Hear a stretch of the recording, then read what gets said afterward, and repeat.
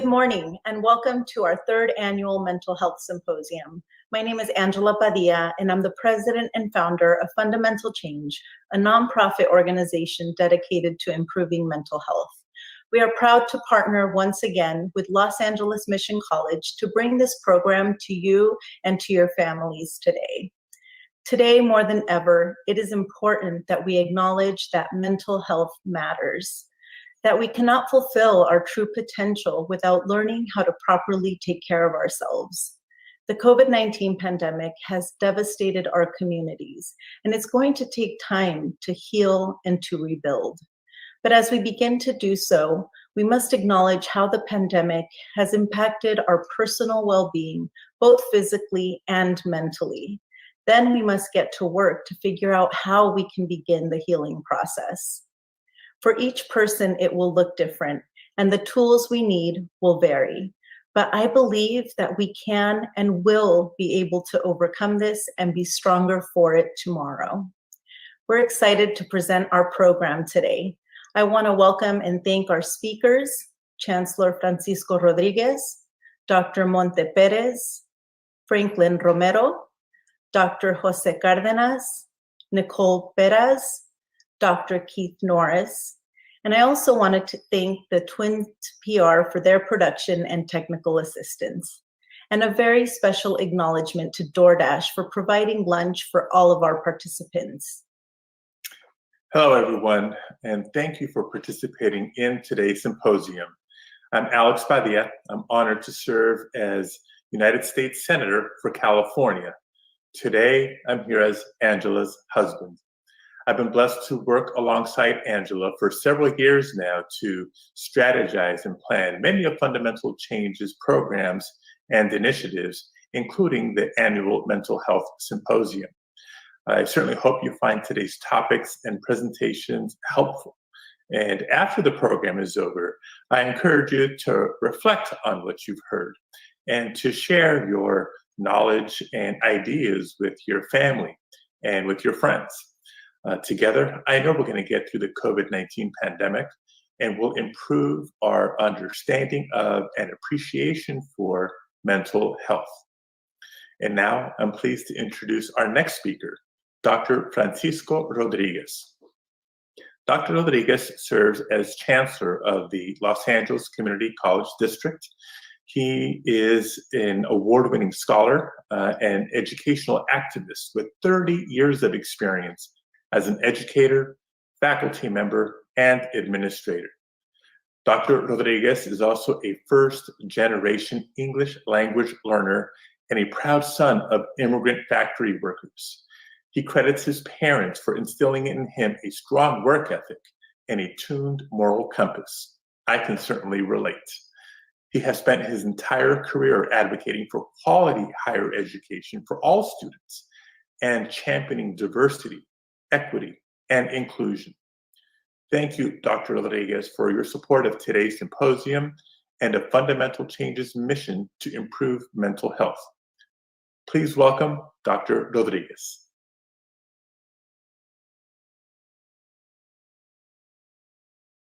Thank you, Senator Padilla, for representing us so well in California, for your continued leadership and support of our California community colleges here in the state and in the country.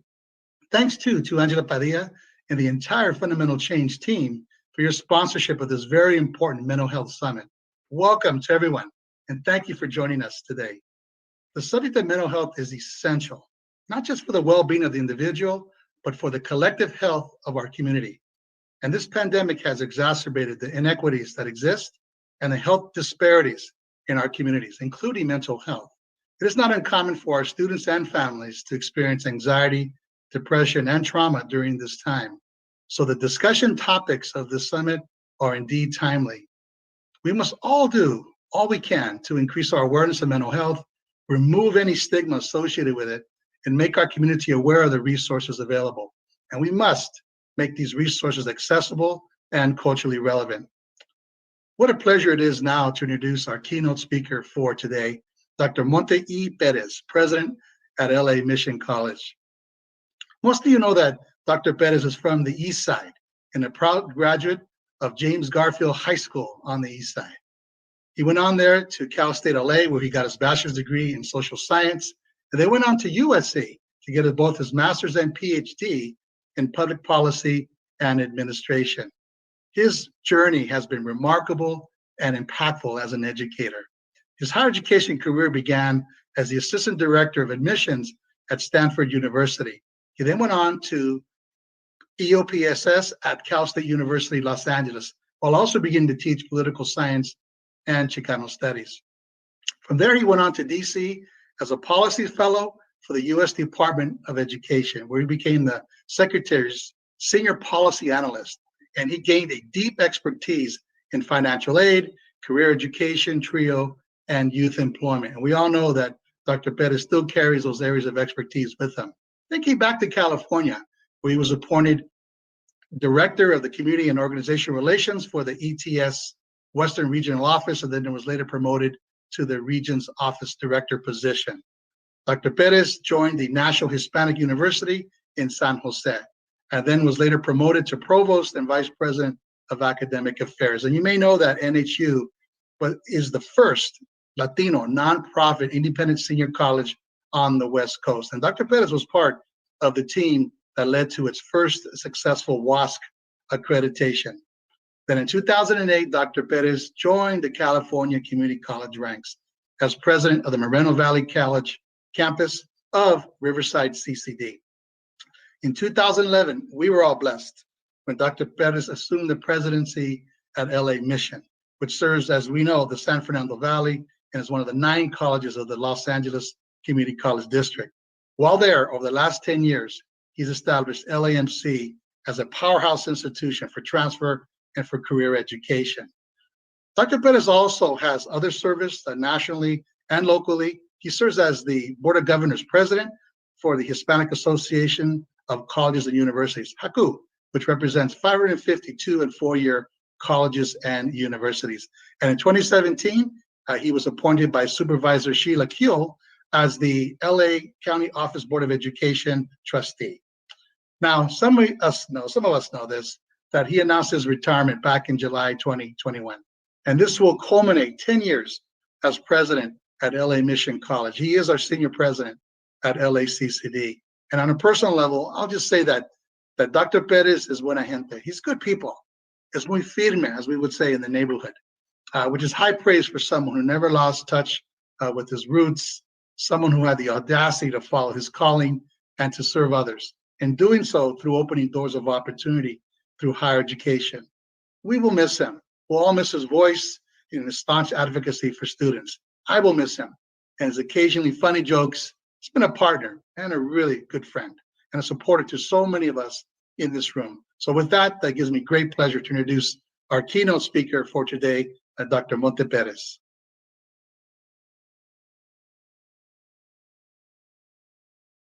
Thank you, Chancellor Francisco Rodriguez. Thank you for that kind introduction. Your leadership, along with all the leadership of Los Angeles Community College District, has been superb in these difficult times. So thank you so much. I also want to thank and acknowledge Angela Padilla, who has done great work with fundamental change and helping individuals and families address mental illness and mental health. And so I'm honored to be the keynote speaker today.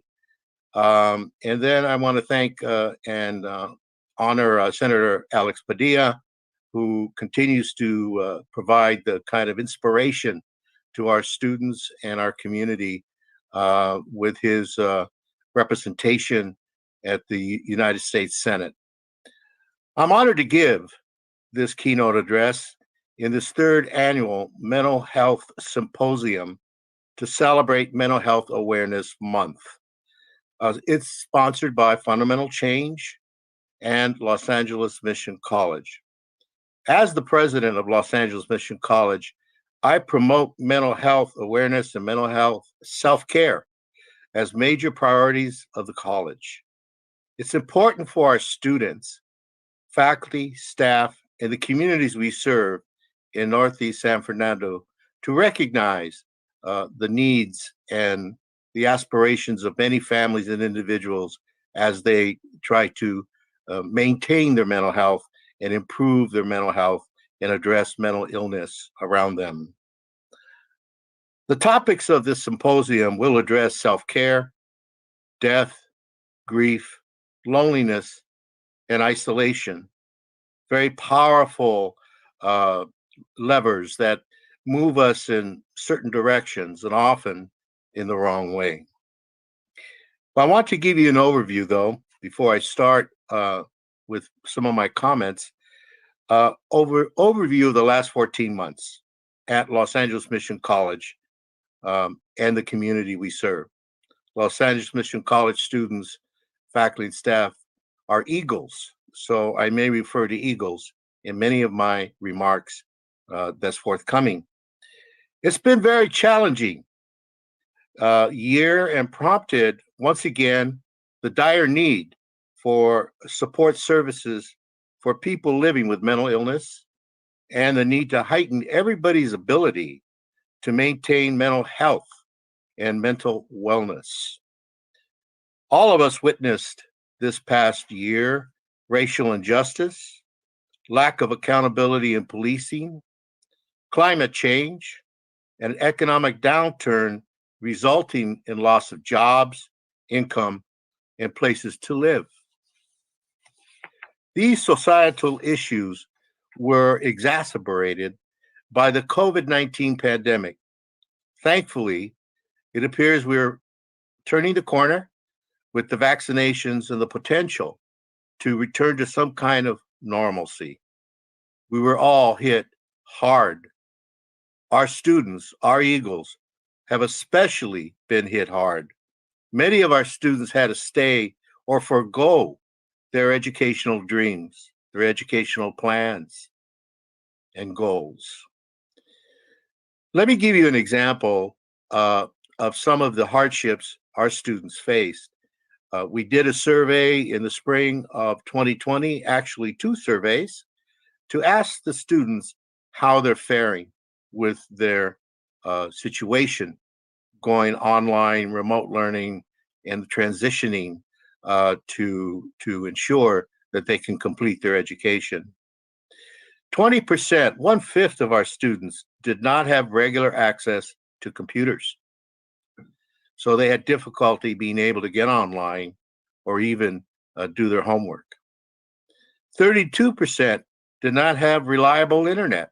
So almost 1/3 of our students didn't have Wi-Fi, reliable internet to, again, get online and be able to do their classwork.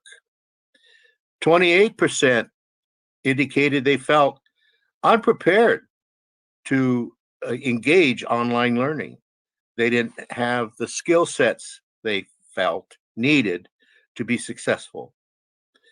44%, almost half of our eagles, lost employment or had reduced hours in their employment.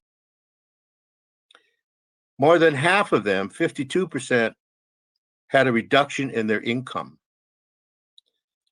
In response to these stresses of COVID, 69% reported having increased anxiety and worry, and 17% indicated they suffered tremendous levels of stress. Half of our eagles reported having family obligations as parents and siblings, taking care of their younger brothers and sisters, making sure they got online in high school, elementary school to do their homework and classwork. 59% of our students come from families, almost 60%, come from families with household incomes of less than $30,000 a year.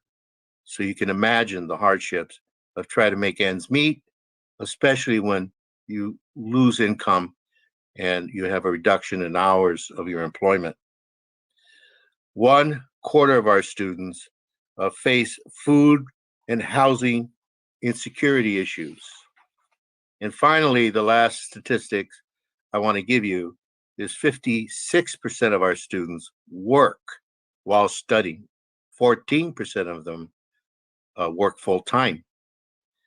You can imagine the stresses that occurred this past 14 months on top of all the other stresses that our students have been facing. And you say to yourself, how did they do it? How do they maintain their health, and particularly their mental health and wellness?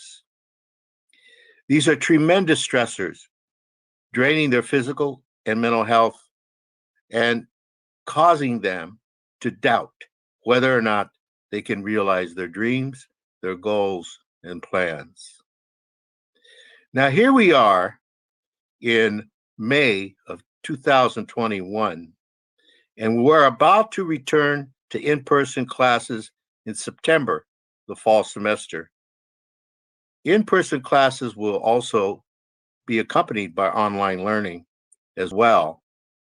But what will in-person classes look like, given the fact that our students, faculty, staff, and our community have suffered isolation, loneliness, death, and grief in families and communities and friends, and knowledge of other students who had COVID and continued to get well, thank God, at Mission College. But we did have some students who contracted COVID-19.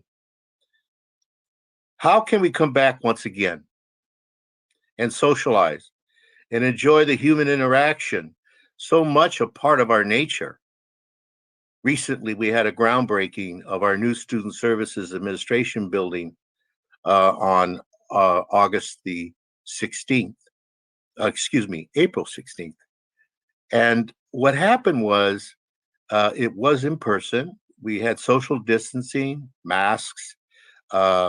We pump fist each other. We made sure that we had the chairs of about 40 people separated. But one of the things that occurred was to watch individuals, students, and faculty and staff, and the trustees and the chancellor, all saying, it is so wonderful to see people, to be able to have an audience, to be able to chat with people and engage people again. It was sort of awkward in a way because we still are following all the protocols provided by the Department of Public Health with LA County, and making sure that we follow the sanitation, the disinfectants, the wiping down of the podium, and all the aspects that are required to ensure safety and security during this remaining months of the pandemic. But the point of all that is what I'm trying to say, and that is, when students come back to class, we will follow the Department of Public Health guidelines, but what about the trauma that occurred this past 14 months? All these stressors that occurred, we realize it's not going to be just jump back to normal the way it was. We realize there's going to be legacy issues that all of us need to address, and particularly for our students. The after effects of the trauma we all endured. How can we heal and find ways to increase our mental health and wellness as we come back to a more normal environment?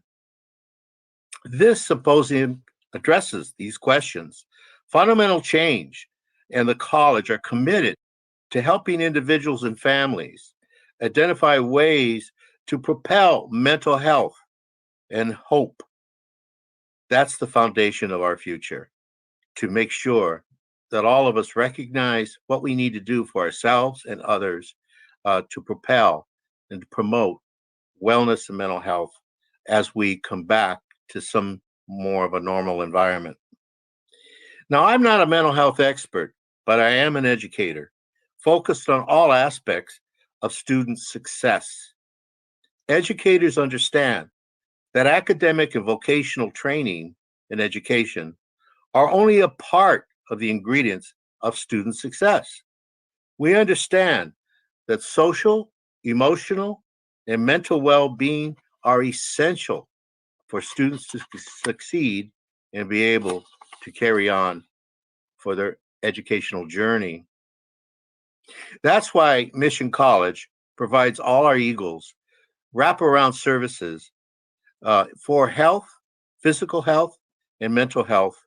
And we have support and resources available for our students. We have engaged various nonprofits.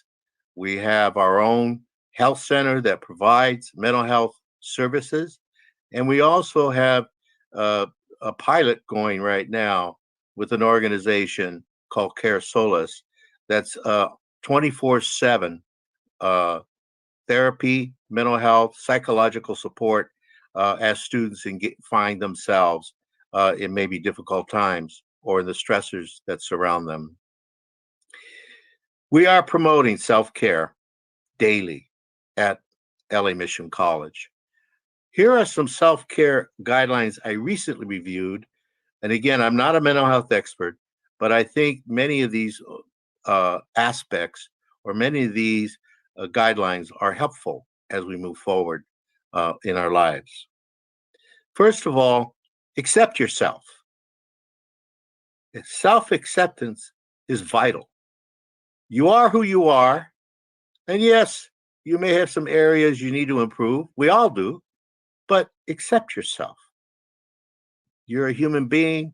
You're an individual. You have lots of promise, lots of ideas, lots of creativity.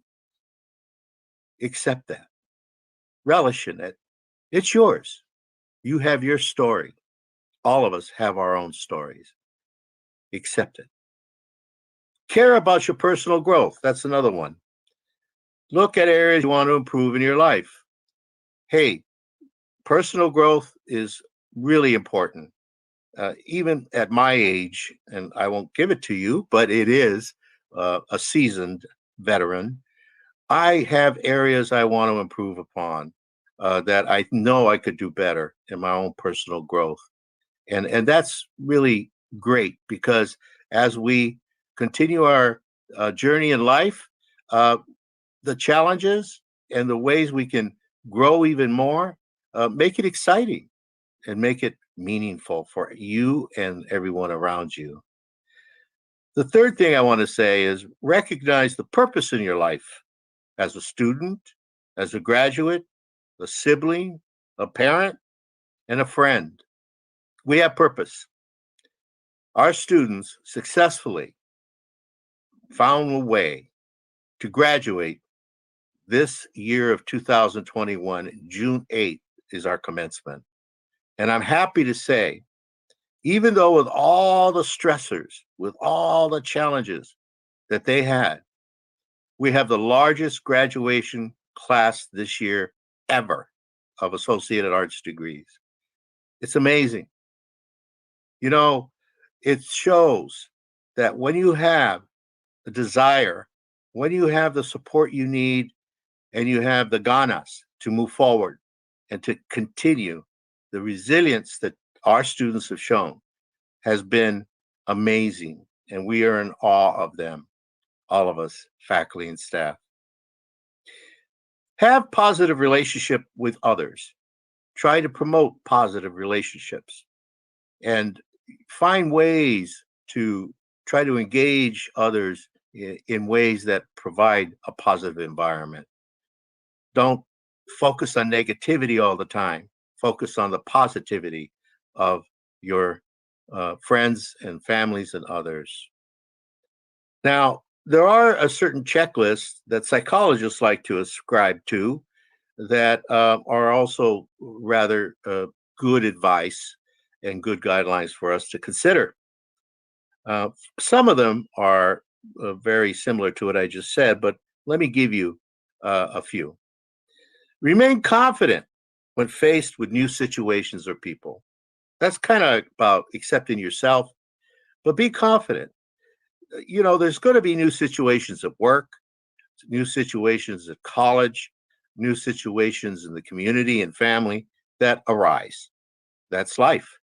But remain confident that you have what it takes to address that. And I think my remarks regarding how our students did so well, even though they had all these challenges, is a testament to their confidence in getting their AA degrees. Feel optimistic. Don't let pessimism deter you. You know, that whole old saying, the glass is half empty or the half full. You know, it's always half full, but at least it's half full. And, you know, I'm optimistic it can be even fuller as time goes on. So optimism is rather a good thing. Some people say, well, you're too optimistic. You're always wanting to see only the good parts of things or the positive side of things. But you know what? Optimism buoys you. It lifts you up. And that's a good thing. Don't always blame yourself. You know, you can't control everything. You can only control what you can control.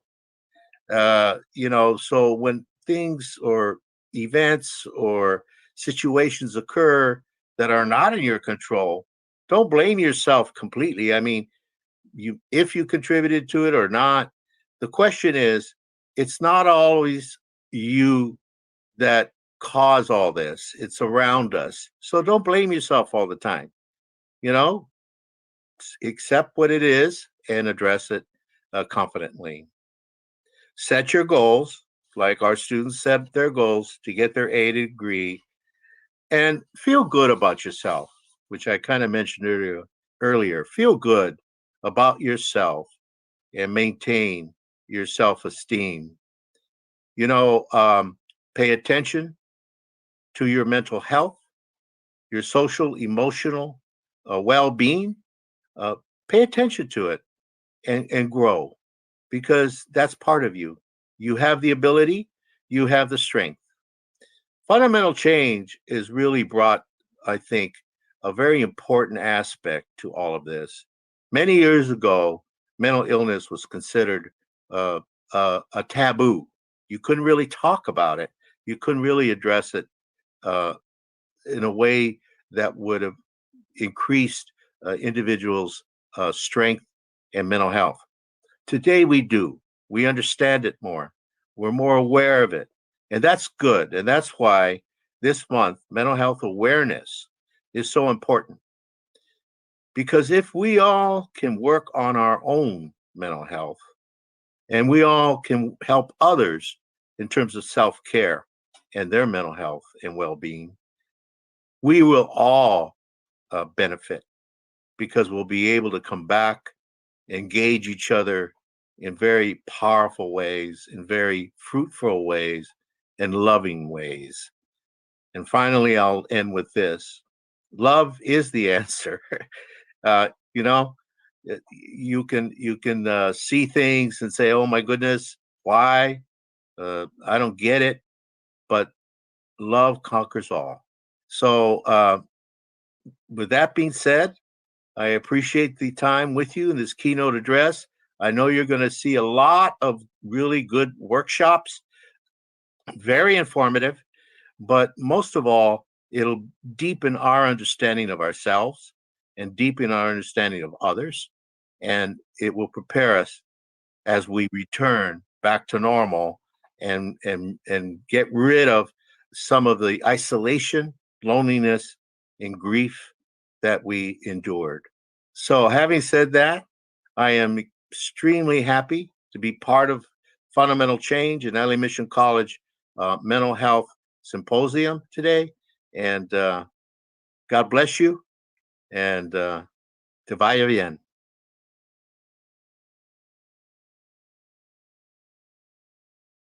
Welcome everybody to the self-care for the community. My name is Franklin Romero. I'm a licensed clinical social worker with the Department of Mental Health, and I'll let my colleague introduce herself. Hello, everyone. My name is Daphne Quick-Abdullah. I'm a training coordinator with the Los Angeles County Department of Mental Health, and we're happy to be here for this training with you today. Thank you, Daphne. So this training is very important to us. because after a year of loss and isolation from living through this pandemic, taking care of our mental health is more important than ever before. So the Department of Mental Health is here to talk about self-care in ways that the community can make sure that they are taking care of themselves.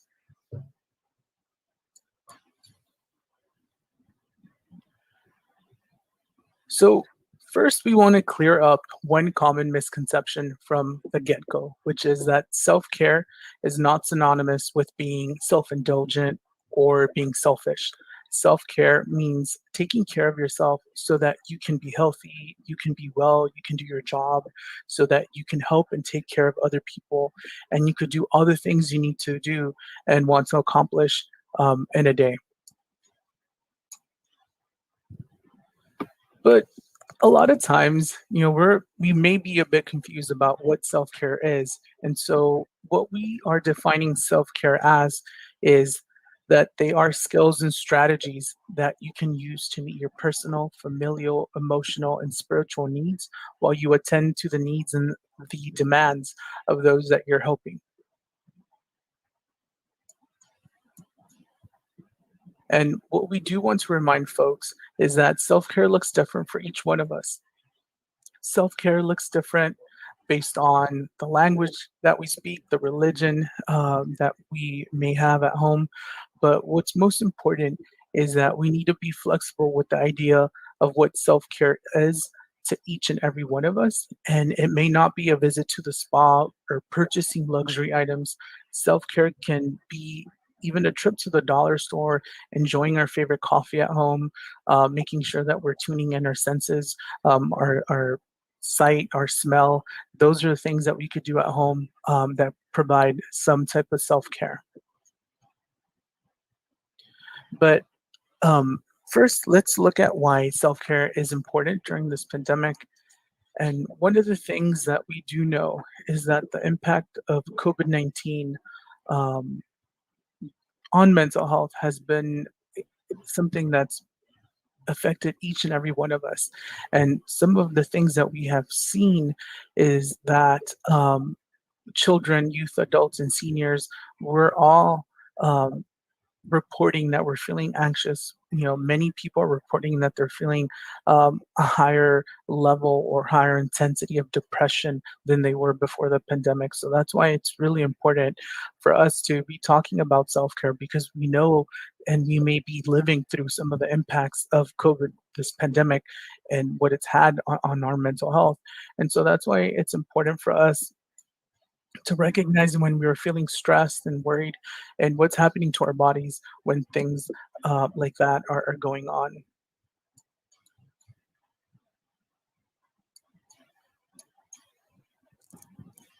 So now I will let Daphne talk a little bit more about step one. Thank you, Franklin.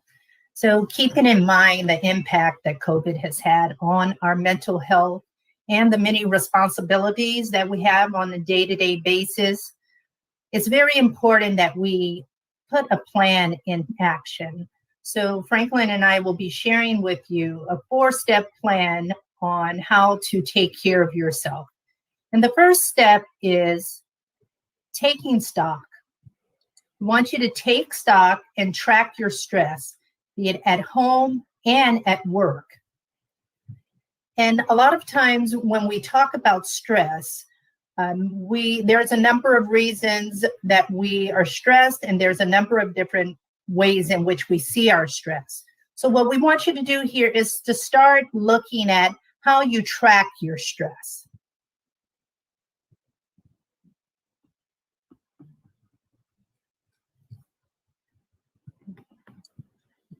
Sorry, next slide. So one way is for us to really look at what our current support circle looks like.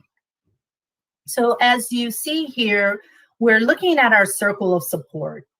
And our circle of support can come from a number of different areas. This is a very strong protective factor, having a supportive network and a support system. So what we want you to do is really kind of reflect on what you're seeing here now. In this support circle, you can put your name in the middle. You can then look at the different sectors of this circle. We have physical, financial, spiritual, and social emotional. We want you to just take a minute and jot down the different areas in each of these different sectors, thinking about what your support looks like. From the physical, what's around you physically that provides support? It could be part of nature. It can be a park close by. It can be going for a walk in your neighborhood. Financial. Your financial support may mean you have a savings account, or there's someone that you know you can call when times are tough. Spiritual. Your spiritual support can look like meditating, praying, going to church, whether it be virtually or physically in a building, or whatever spiritual and spirituality means to you. We want you to jot those different areas down. And then finally, the social and emotional. What does your support circle look like when you think of your social and emotional needs? What are some of the things that you can jot down? And utilizing this activity to really start to reflect on what type of support you have. Support for us can look totally different than it did last year. For some of us, we may have lost our support system around the social emotional due to COVID, due to other restraints that have been happening in our world. The same can be with the financial. It might look very different than it did a year ago. But after you've had a chance to really jot down different areas, different support and what it looked like in all 4 areas, one of the things that we ask you to do is just reflect on what you're noticing about your support circle. As I mentioned before, some of our support circles may look a little heavier on one side than the other side. Looking at your support circle to see if there is something that you want to increase. But again, it's just a reflective opportunity for us to see where our support lies and where we would like to increase the support.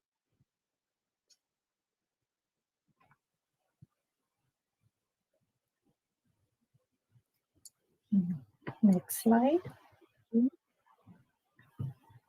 So as we look at and reflect on our own support and the amount of support we have in different areas or the lack of support in different areas, we want to start thinking about other ways in which we need to take care of ourselves. And borrowing from the street light signs that we're all very familiar with, telling us when to go, to slow down, and when to stop. We want to use this same analogy when we're getting into our different zones. And right here, we're talking about knowing your zone, or what is your yellow zone. So if we look at the green area, this is where you say you're thriving, okay? This is the heart of the green zone, are when things are going well, when things are moving forward as planned. And then we start to move into the yellow zone. So the yellow zone can mean we're just surviving. There might be some struggles or some hurdles or different things that are going on that are causing stress in our life. Stress that's weighing down on us. So when we're in our yellow zone, you know, you may experience a high level of stress, and others around you may notice the level of stress that you have. But what we want to do is we want to be able to recognize when we're in the yellow zone to prevent us from going into the red zone. For instance, for me, when I'm in the yellow zone and I'm feeling stress, I feel it in my shoulders. I have that tension in my shoulders and in my neck that tells me that Okay, I'm in the yellow zone. I'm getting a little overwhelmed. I'm getting a little stressed. I need to do something before it gets even worse.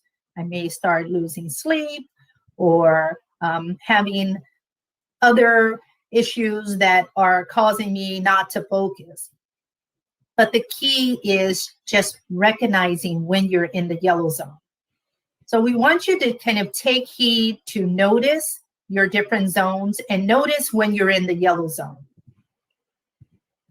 So when we're in the yellow zone, what are some of the things that we can do to prevent us to going into the red zone?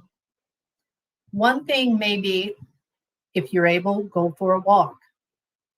If you know that, like me, you're going to have that tension in your shoulders and your neck, you might want to do some stretches. You might want to relax, do something that's going to allow you to regenerate so that you do not get into the red zone. And then for the red zone, this is when we're really in crisis. This is where we see that we want to make sure that we avoid getting into the zone.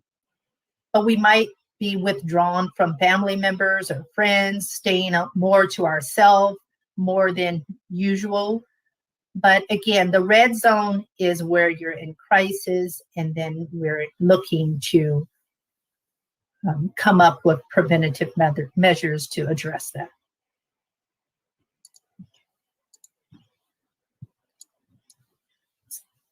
So just looking at a little deeper into these different zones, again, it shows that our yellow, or in this case, the green area is you're thriving, you got this.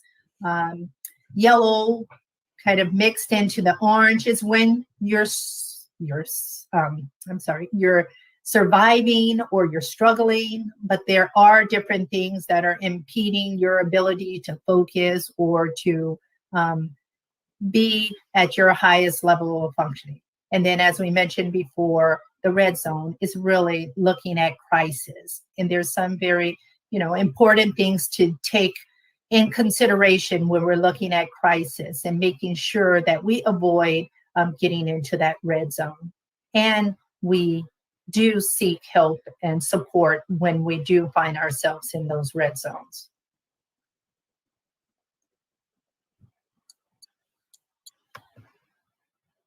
Thank you, Daphne. So I will cover step 2, which is enhancing self-care and balanced work life. So one of the most important things during this pandemic, we all may have experienced stress, anxiety, fear, sadness, and loneliness. And some mental health disorders, including anxiety and depression, may have become worse, right, during this pandemic. But these 3 circles that you see on the screen were taken from Dr. Marissa Franco, and they described the 3 types of loneliness that may have resulted due to the pandemic. And the first one is intimate loneliness. And this is when a person craves intimacy, like a close relationship, your significant other, your spouse, your life partner. And so what we do know is that during this pandemic, a lot of us have suffered from that intimate loneliness because of various things, right? But then we also have relational loneliness, and this is just above the intimate sphere, and this is when a person craves that close relationship, like the type of relationships that we have with our best friends or our work family, right? Or if we were doing any other type of activity after work, softball league, soccer league, book clubs, anything of that nature. We crave those relational that connection, but right now what we see is that relational loneliness. And then finally we have the communal loneliness, and this is when a person is missing a larger affiliation that is attached to a sense of purpose. So for example, or a sense of community. It could be the congregation that you used to attend in person may have gone virtual, right? And so we're still trying to do the best that we can with remaining with our congregation virtually, but we're missing that sense of community, that sense of belonging, right? In person and worshiping wherever it is that we worship, whether it's a church, a synagogue, or a temple. And so these three types of loneliness, it's important for us to take inventory and kind of figure out in what realm, right, are we at, or where are we in each one of these kind of realms or domains? Because it is really important to notice that that sense of loneliness, if it's not addressed, that can lead to mental health challenges. And loneliness is a risk factor, and it can be a gateway to other mental health issues, right? Things like anxiety, depression, and even thoughts of suicide. But most importantly, want to make sure that when we talk about self-care, that there are some assumptions about self-care, and it may be that it takes a long time. Like, why do I want to take even more time from my busy schedule to take care of myself? Well, self-care doesn't necessarily need to take 30 minutes to an hour. It could take a few minutes a day. It could be 5 to 10 minutes every day that we start off with. Another assumption about self-care is that it's for those folks or those people who can't handle stress and the demands of life. And we see this sometimes play out when we are really involved and busy and doing a whole bunch of activities, and sometimes we don't dedicate me time to ourselves. And there's this misconception that self-care is for people who like to whine and aren't ready to take on life's stressors or challenges, which is not true.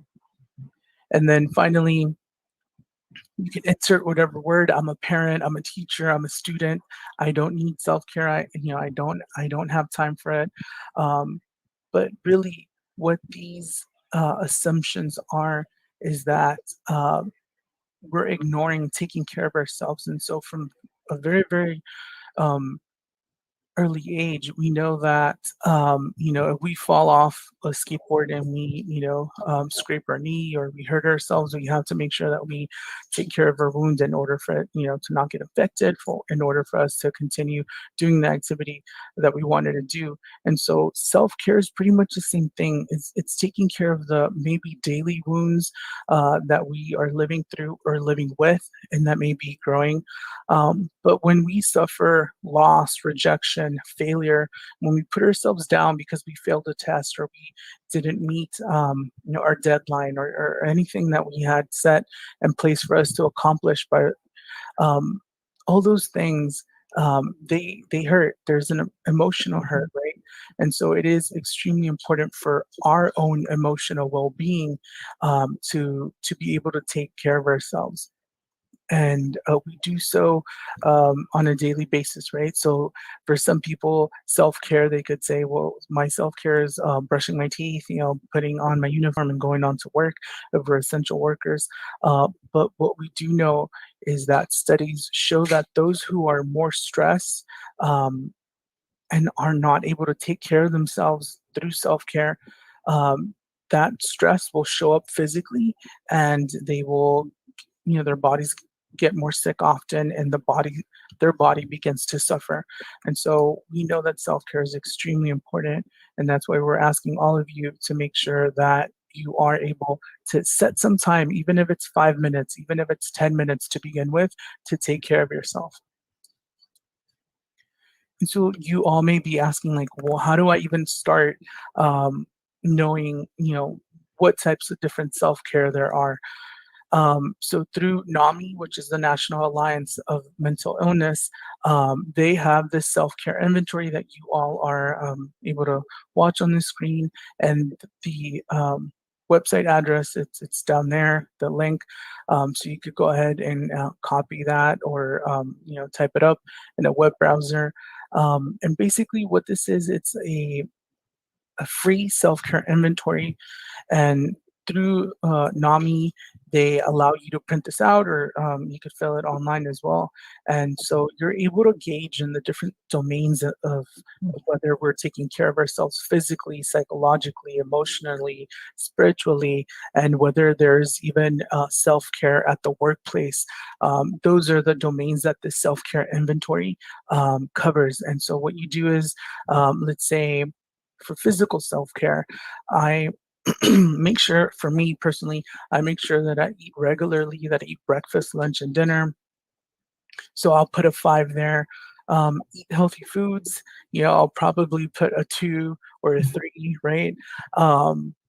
Exercise consistently, that for me would be like a 3 or a 2 right now, but I definitely need to take inventory of where I'm at and where my life is at this point in time in order for me to know what steps to take next. And so Daphne will actually talk a little bit more about some relaxation and stress reduction in the next slide. Thank you, Franklin. So yes, as we mentioned at the beginning, this is a 4-step plan to really help you kickstart your own self-care. So step 3 is really looking at resiliency through relaxation and stress reduction techniques. So this is where we want to add strategies to our self-care toolkit. And we hope by the end of this presentation that you will have a few things that are tangible for you to add to your toolbox so that you can start better taking care of yourself if you're not already doing that. So we'll take a look at some of the things that we're currently doing and also add other strategies wherever it's needed. But first, let's talk a little bit about resiliency and what exactly that means. I really like this particular quote because, as we know, since 2020, when the start of COVID, there has been a wide range of rippling effects that's included, an impact on children's access to education, all of the online schooling, loss of wages, jobs, just kind of an economic downfall. Also natural disasters, whether it be fires or floods, and the countless lives that have been lost due to brutality. So amidst everything going on, we're still resilient. So as we look at this quote, which says, life doesn't get easier or more forgiving, we get stronger and more resilient. And that is so true. With everything going on, we're continuing to get up every day, continuing to take care of our families, continuing to work, continuing to do everything for everybody, but how much are we doing for ourselves? So it's really important that we really look at our self-care strategies.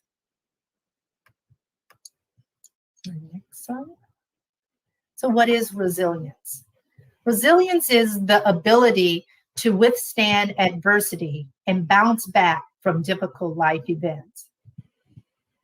So we know that everything that's going on, that we are and we have shown resiliency, but we also know that resiliency does not mean that we're free from, distress. There's still things that are happening on a day-to-day basis. It doesn't mean that we're absent from emotional distress. It's also not a characteristic that people are born with or not born with. Resiliency is something that you can build. And we're seeing kind of a test of that in today's time.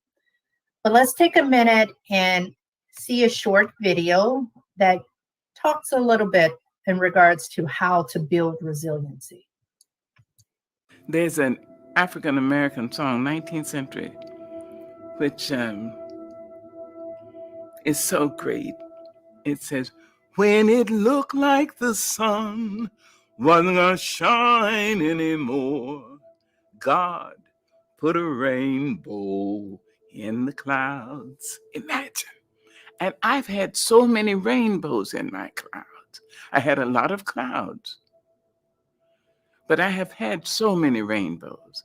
And one of the things I do when I step up on a stage, when I stand up to translate, when I go to teach my classes, when I go to direct a movie, I bring everyone who has ever been kind to me with me.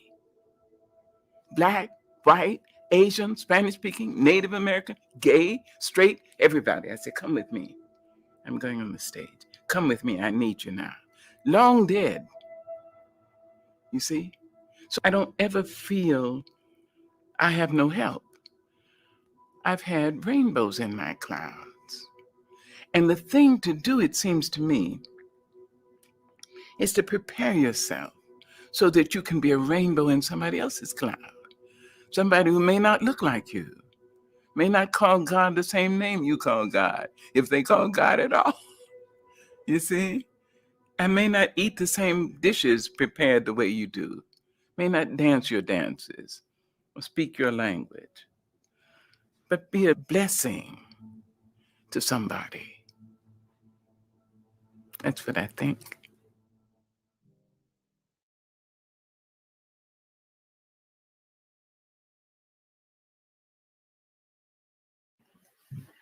Thank you, Franklin. Okay, Maya Angelou's Rainbow in the Clouds is one of the videos that I really love because she really speaks to really taking in everything from everyone who's meant something to you. And I think that's very important as far as showing gratitude. Shine anymore. Look for your rainbows in your clouds. And we can also remember our support circle that we introduced to you earlier. I want you to think about everything that you are and everything that you represent to others in your life and in their lives. So let's start by looking at some self-care affirmations. And our self-care affirmations are really, it's showing grace. It's giving ourselves grace and being kind to ourselves. Remembering that self-care is self-love and it's self-respect. It's not self-indulgence. So one way to start with our affirmations, our self-care affirmations, is by writing it down. Write it down and keep it somewhere visible so that you can refer back to it. These are things that you want to do for yourself. So for instance, my self-care affirmation, I will allow my mind to relax by disconnecting. Finding a time in the evening where I disconnect from all of the electronics and just allow my mind to relax. I can re-energize my body by getting more sleep, allowing my body to recover. I can nurture my spirit by meditating, praying. So there's a number of different things that we can do to add to our own affirmations and to show that we are taking care of ourselves.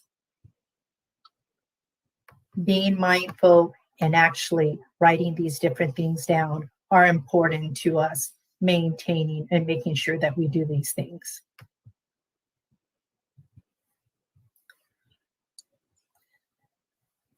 The next slide is really looking at additional strategies to add to our toolbox. So we want to have our self-care strategies as well as our relaxation strategies. And when we're talking about relaxation strategies, again, these are just a few things that we can add to our toolbox. Things, again, like Franklin said, that don't take a lot of time. It doesn't take a lot of money. It just takes the effort.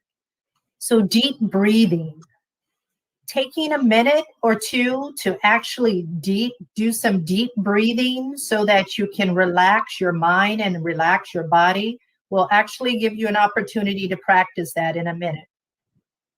So rhythm. Rhythm can be just the tapping from the beat of music, your favorite song that you're listening to. There's also music is international. So whether it's music that gets you up moving or whether it's music that calms you down, that can be a relaxation technique.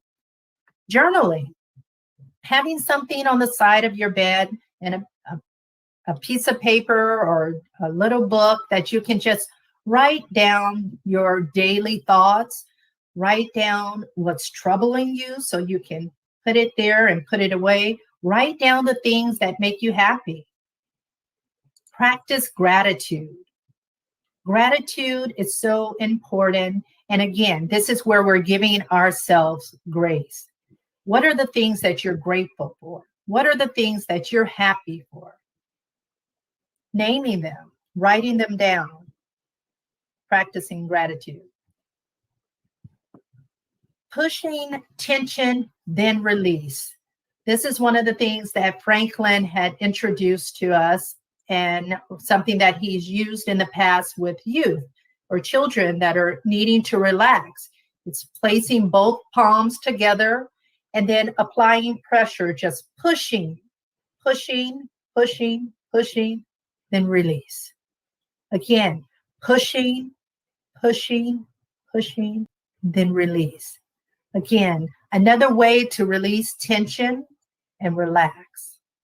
And then finally, coloring books or different apps that allows you to just, whether it's doodling, whether it's coloring, whether it's markers, again, something that's going to help you relax. And I'm sure there's a number of other things that you can add to your relaxation strategies and techniques. But again, the first step is starting and implementing something. And it doesn't have to be anything large, something small to get you going.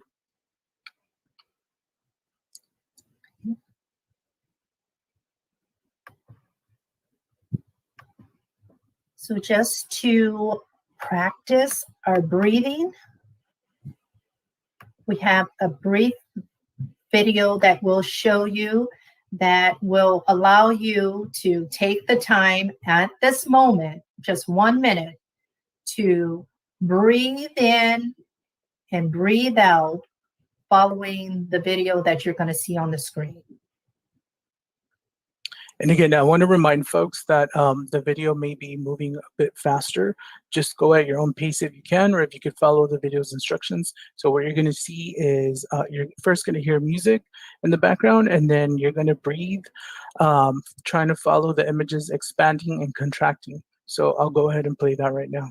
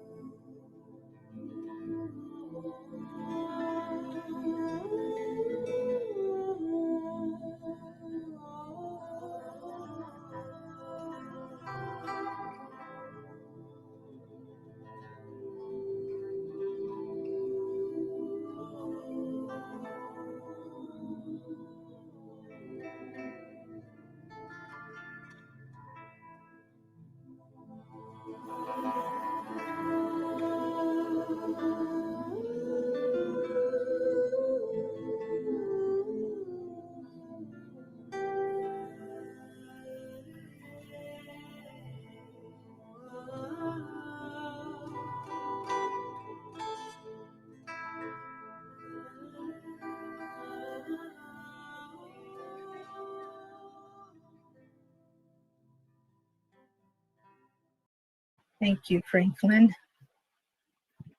So as you see, implementing self-care, it doesn't take a lot of time. That 1 minute to allow yourself to center and to feel a lot more in control and to take care of yourself. One key component to self-preservation and self-care is to focus on the areas that we are in control of and to let go of those things that we cannot control. What you're seeing here on the screen now is really giving us an idea of those things in the inner circle that we can control, as well as those in the outer circle that we can't control. So as we look at the things that we can control, one of the things for me as I look is I can control my positive attitude. You may have heard the saying that the difference between a good day and a bad day is your attitude. So have a good day. So we can control our attitude. Or other things that I can control is I can choose how much information I want to take in regards to what's going on in the world. So I may choose to turn off the news and just stop listening to the news for that particular day. That's, again, another way to take care of myself and something that I can control. I can wear my mask, something that I can control, versus those things that I cannot control, that we have no control over. And the things that we can't control, we want to let them go. We might look at or ask ourselves, how long is this pandemic going to go on? Again, that's not something we can control. Or whether people are social distancing or not. We can't control what other people are doing. We're only in control of our own actions. So just looking at all of the different things that we can control and those things that we can't control, and letting go of those things that we cannot control in order to preserve ourselves. Okay. When we're better in control of the things that we're able to do, then we have a better balance of our emotions and facts. The next slide. So when we're balancing our emotions and our facts, this is when we're taking care of ourselves. At times, things are just out of our control, as we previously mentioned. And borrowing from the Serenity Prayer, it gives us a great example of how to look at things. It says, God grant me the serenity to accept things I cannot change, courage to change the things I can, and wisdom to know the difference. So when we're able to do this, then we can move on to the next step, where we commit. Thank you, Daphne. So I'll go over the commitment part, the committing to taking care of ourselves.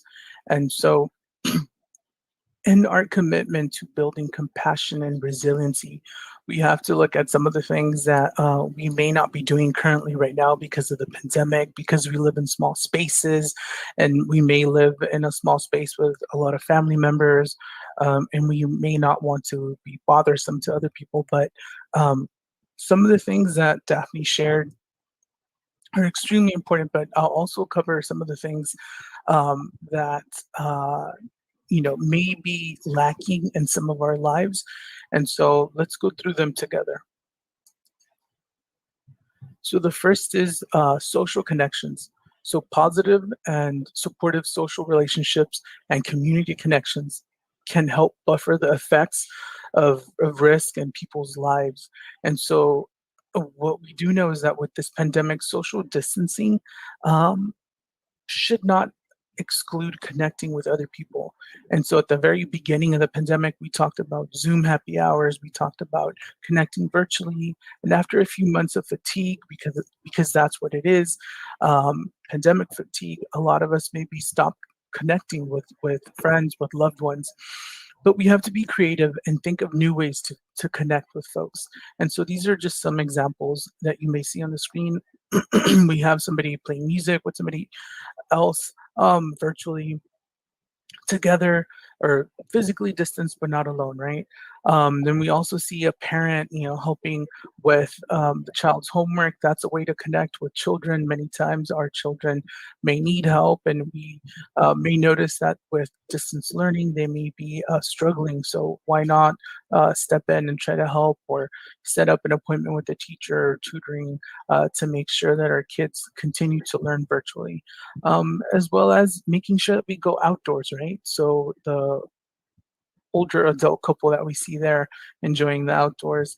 Now that we know that our county is in a place where we're able to go out and enjoy some of the surroundings, that's extremely important to connect with nature, to engage with nature, to help mitigate some of the loneliness, some of the stress, some of the depression that we may have been feeling because of this pandemic.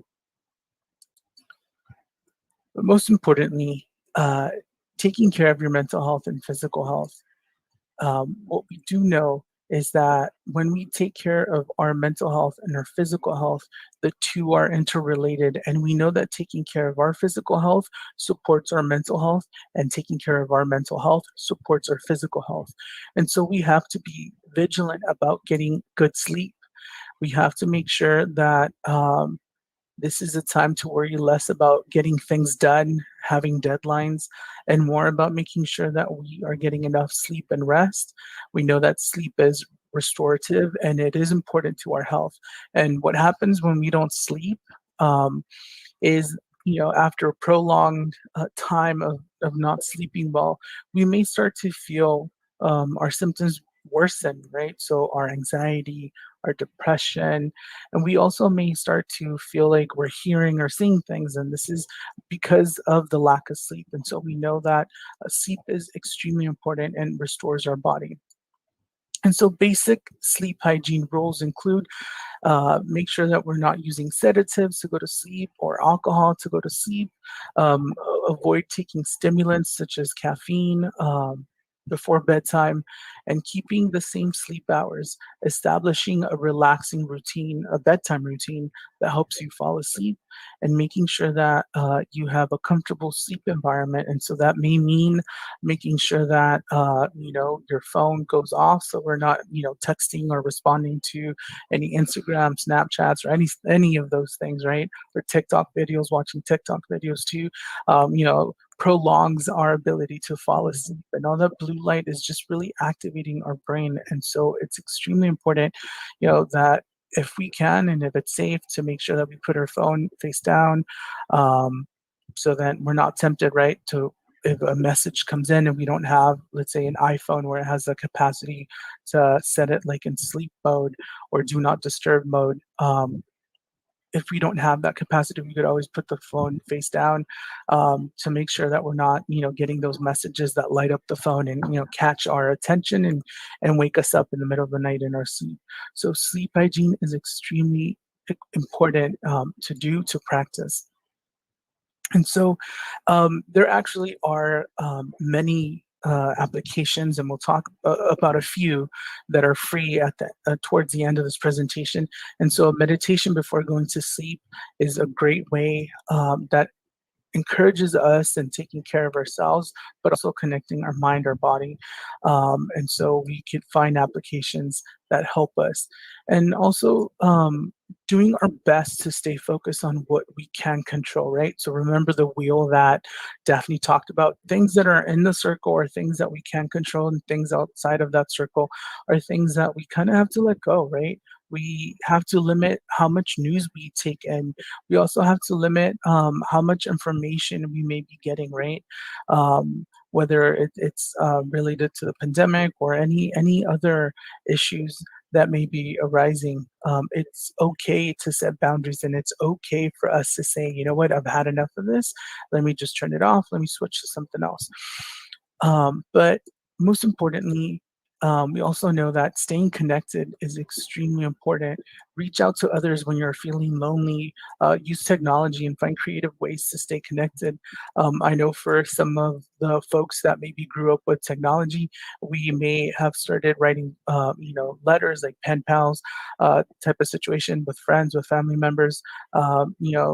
Using our creativity to stay connected and maybe create something for a loved one and shipping it out or mailing it to them, right? That's a way of connecting.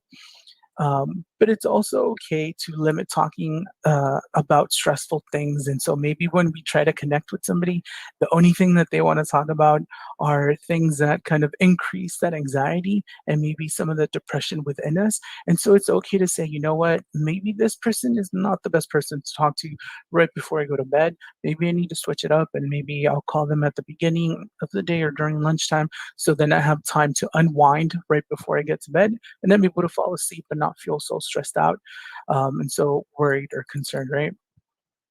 But we also know that for depending on our generation, right? For some folks, everything has been virtual, but for other folks, virtual connectivity may be an issue, right? For maybe our older adults or folks that aren't that good with technology. So maybe it's easier to write a letter, to send a text, or to even maybe at some point we could visit them right out in open and public space, making sure that we follow our county health guidelines. If we're meeting with somebody that's has a vaccine, then possibly we are able to remove our masks. But if we're meeting with somebody whose status we don't know, we want to make sure that we follow our health guidelines so that we ourselves are healthy and safe, and then so is the person that we're meeting up in the public space.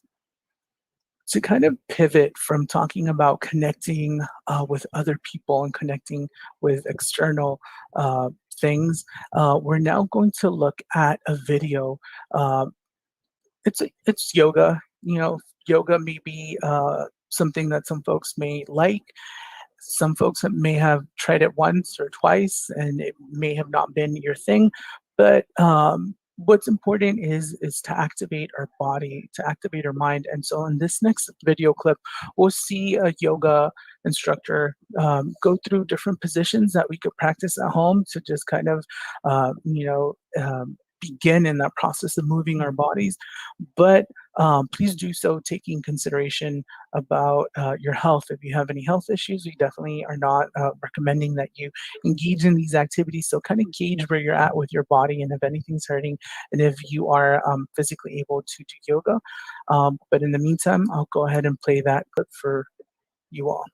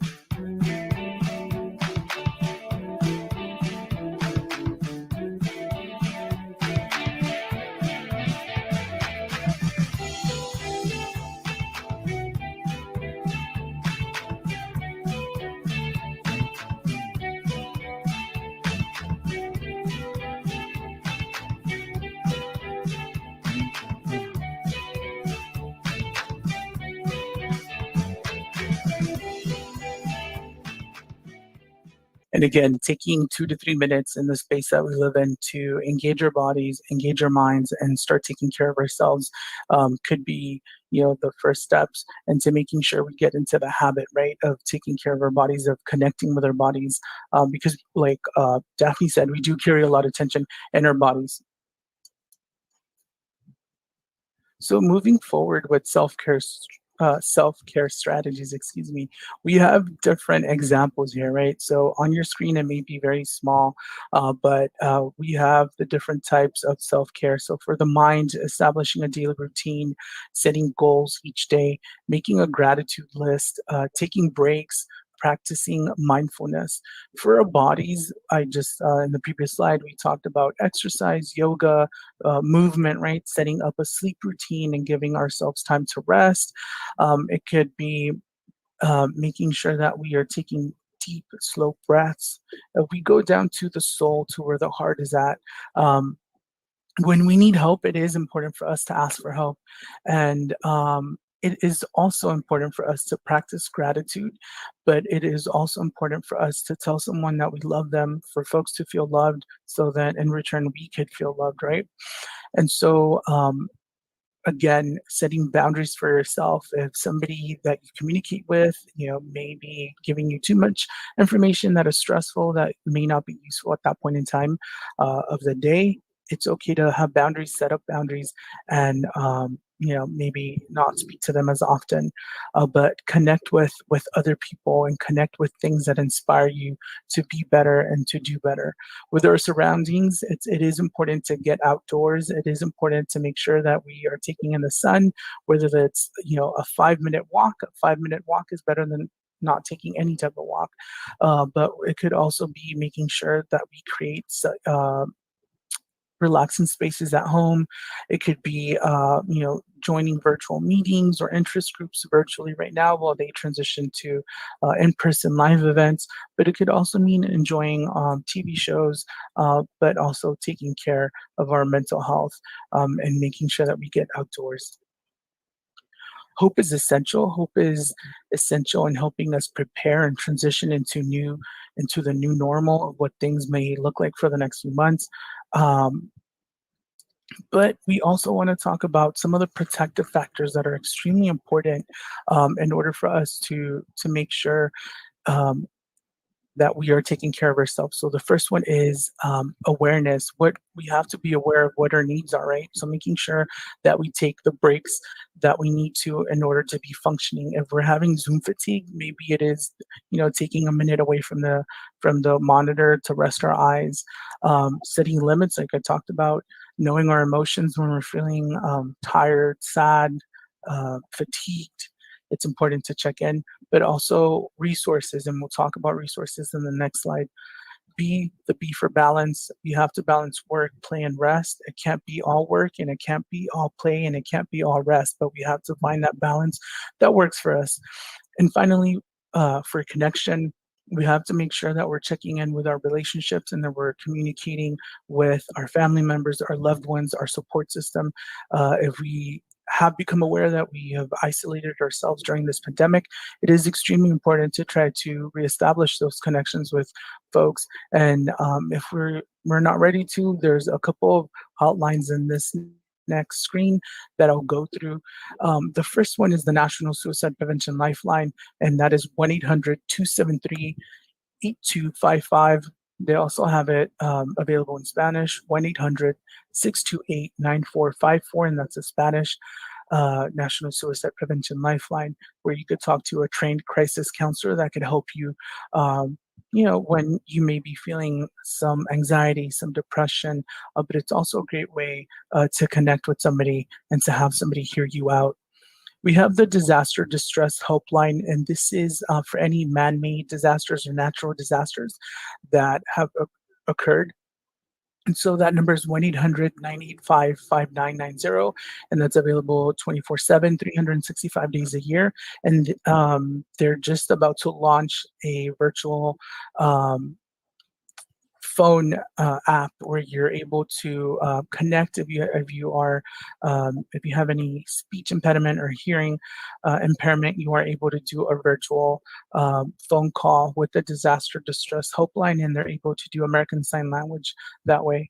We also have Teen Line for our teenagers. A lot of times teenagers prefer to speak to teenagers and not really want to have adults involved in some of the things that they may be encountering. So we have that number there, but teens could also text 839-863, which is the number to text, the word teen to, and if you text or call them, it would have to be between 6 p.m. to 10 p.m. And the text would have to be between 6 p.m. to 9 p.m. Pacific Standard Time. Finally, we have our Department of Mental Health access line.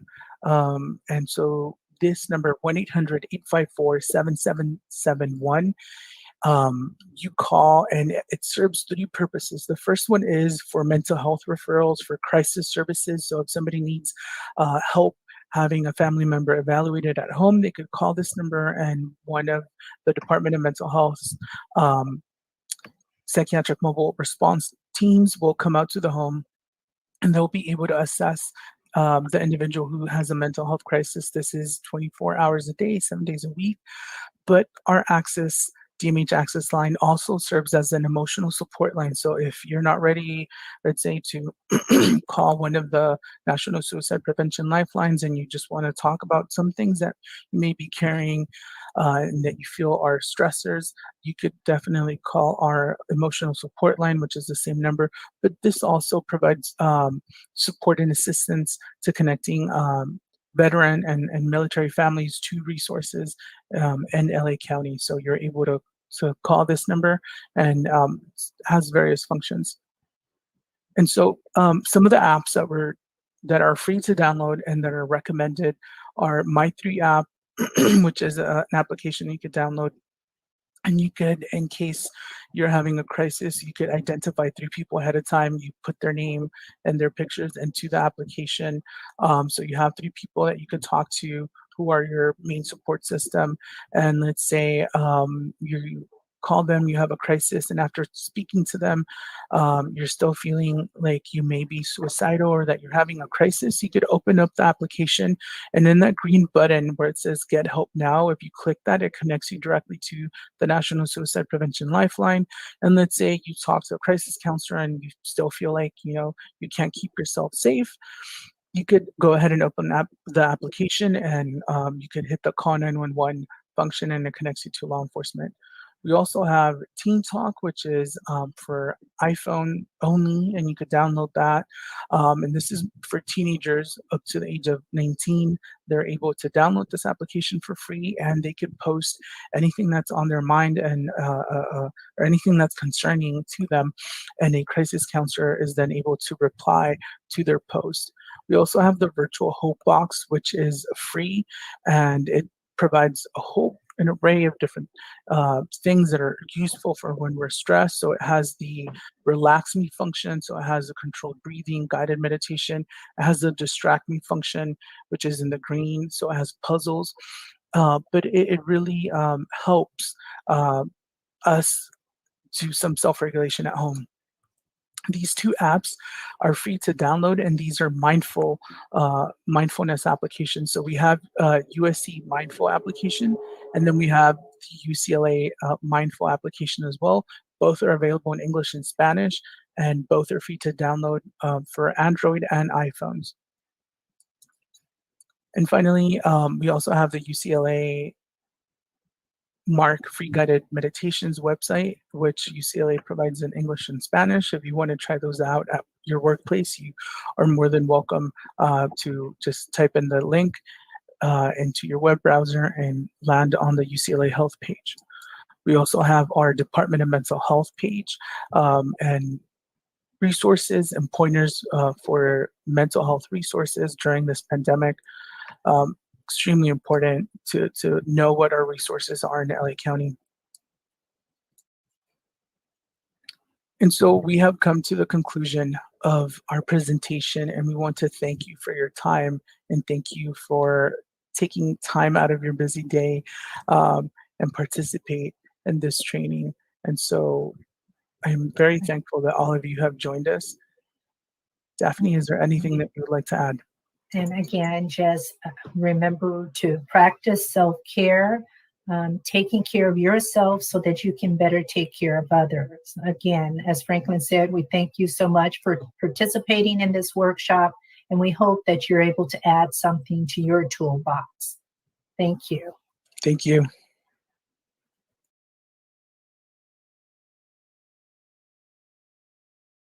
Good afternoon. My name is Nicolle Perez, and I work for the LA County Department of Public Health. I am very pleased and honored to be here with you all for the 3rd annual Mental Health Symposium, Moving Forward Together with Hope. For this presentation, I will be discussing loneliness and isolation. So I'd like to begin with an opening mindfulness exercise. If you've been able to join us throughout the day, most undoubtedly, you've been given a lot of information, a lot of resources. And I just want to take a moment for us to pause, to kind of ground ourselves. And so whether you're sitting or standing, please just kind of notice your posture, make it straight without being rigid. Kind of feel your feet on the floor, whether the chair is holding you, what that back feels like, if there are armrests. And then I'd invite you to either close your eyes or to put a soft gaze in front of you. And just beginning all the way down in your belly, take a deep breath in and hold it for 5, 4, 3, 2, 1, and exhale through your mouth. Long exhale. 1, 2, 3, 4, 5. And then with your next deep breath in through your nose, I want you to concentrate on what you're going to allow yourself, what you're going to give yourself in this moment to be fully present, to focus on this presentation at hand, and to just really give yourself the gift of being present and mindful. So with that in mind, please take a deep cleansing breath in through your nose. 1, 2, 3, 4, 5, and hold it. And a full exhale out through your mouth. 5, 4, 3, 2, 1. And for the final breath, I want you to focus on what you're going to let go of right now. What you need to let go of to keep yourself present, to keep yourself engaged and focused on this particular task at hand. Does that mean turning off text messages, not paying attention to email, not thinking about what the kids might be doing in the other room? So with that in mind and that intention to let it go for the next hour, take a deep breath in through your nose. 1, 2, 3, 4, 5. Hold it. And on the exhale out through your mouth, release all of that responsibility. 1, 2, 3. Really pushing out whatever tasks are floating in your head. 4, 5, 6. Now take a moment, if your eyes were closed, kind of flutter your eyelids, stretch a little bit, adjust your posture as comfortable, and orient yourself to coming back in the room and being with us right now. So for the presentation this afternoon, I want to give you a little overview of what we'll be talking about. We did that opening exercise, and I hope that was a moment of self-care for everyone. It's really hard to take a pause, but it feels so good when we actually do it. So I'm going to be talking about loneliness and social isolation, as I mentioned, and we're really going to define, what does loneliness mean? What does social connection mean? What does social isolation mean? And so we're going to look through a brief overview of the literature on these topics, and then we're going to dive into what does a public health approach look like to addressing the epidemic of loneliness and social isolation. We'll also be talking about how the focus, the research, and the information and strategies that we're becoming more aware of given the COVID-19 pandemic. We're also going to look at tips and strategies for strengthening social connectedness to really make this not just about all of kind of the gloom and doom, but really what can we do about it? And just as we are acknowledging risk factors, how do we build up those protective factors? We'll do a small closing exercise, and then I do want to say that there will be a lot of resources connected to the end of this presentation. So the learning objectives. After this presentation, I hope you're able to define the public health impacts of loneliness and social isolation, to explain how social connectedness is a social determinant of health. And for those of you unfamiliar with social determinants of health, don't worry, we will dive into that deeper as well. To learn about the current research constructs that are examining the relationship between loneliness, physical, mental, and behavioral health outcomes. And to identify social connectedness strategies at all levels of the socio-ecological model. Again, another public health term, but not to worry, we will go into that as well. And lastly, to understand how has COVID and the pandemic impacted social connectedness overall. So our current understanding about the connections between loneliness, social isolation, connectedness, and health. What do we know? So what we do know is that this is an extremely rapidly expanding field. There was a very strong interest in the study of the health impacts of loneliness and social isolation long before the COVID-19 pandemic hit. However, it's been re-intensified and reprioritized given that we've seen so much social isolation and we've had so many reports of people experiencing increasing rates of loneliness, especially amongst our youth and young adult populations. So I want to preface this by saying our understanding, our knowledge, and our application around this field continues to grow. And that just as much as the risk factors for loneliness we're finding out more and more about, there's also a deeper dive going on around the protective factors and how do we increase social connectedness amongst our populations, our communities, our families, and individuals themselves. And then how do we take those prior initiatives and that prior research and couple it with what we're learning from the impacts of the pandemic? We really are going to have to take this moment to readjust, to incorporate the lessons learned, and to see what's needed moving forward. So this is just a sampling of some of the reports, big reports that came out. I think the earliest one here is from 2018. So 2018, 2019, and early 2020, there were a vast number of reports. And again, as I mentioned, the study of loneliness and social isolation and the resulting negative health impacts has been something that has been going on for decades. It's not new. What is new is framing it as a public health crisis, as something that is affecting more than just one population. So I want to go over some key terms because, as is common in research, it can be difficult to concretely define exactly what we're talking about. So a couple of the main terms, loneliness, for example, refers to the perception of social isolation or the subjective feeling of being lonely, meaning that there's really a discrepancy between what the person desires and what their actual level of connection feels like to them.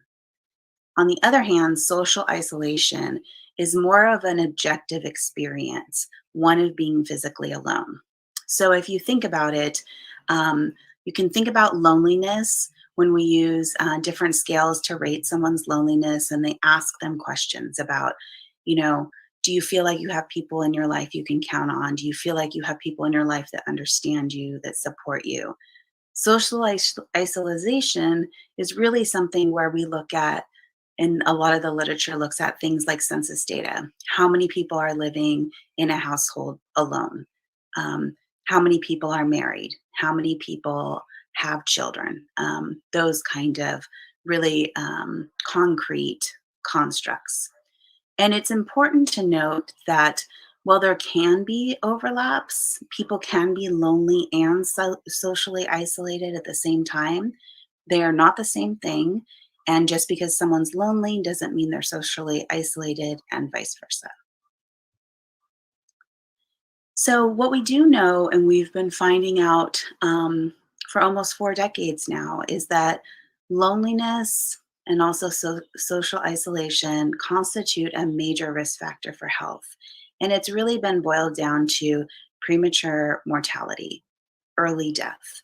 And what they have found in a lot of these studies, starting with this one in 1988, was that the effects of loneliness and or social isolation on people's health have just as much impact as what we know about the negative health consequences of cigarette smoking, of uncontrolled blood pressure and cholesterol, of obesity, and a lack of physical activity. And the interesting part about this is that these conclusions were made in this particular study in 1988. However, there have been numerous studies, and they keep replicating these findings.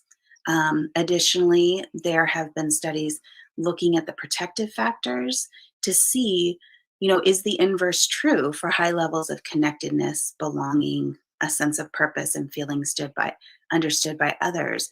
And they are finding that, yes, those things are correlated with increased overall well-being and positive outcomes. So a beginning, and a lot of the research has focused specifically on how social isolation and loneliness are related to the health of older adults. And these are some of the findings that have come across in the literature.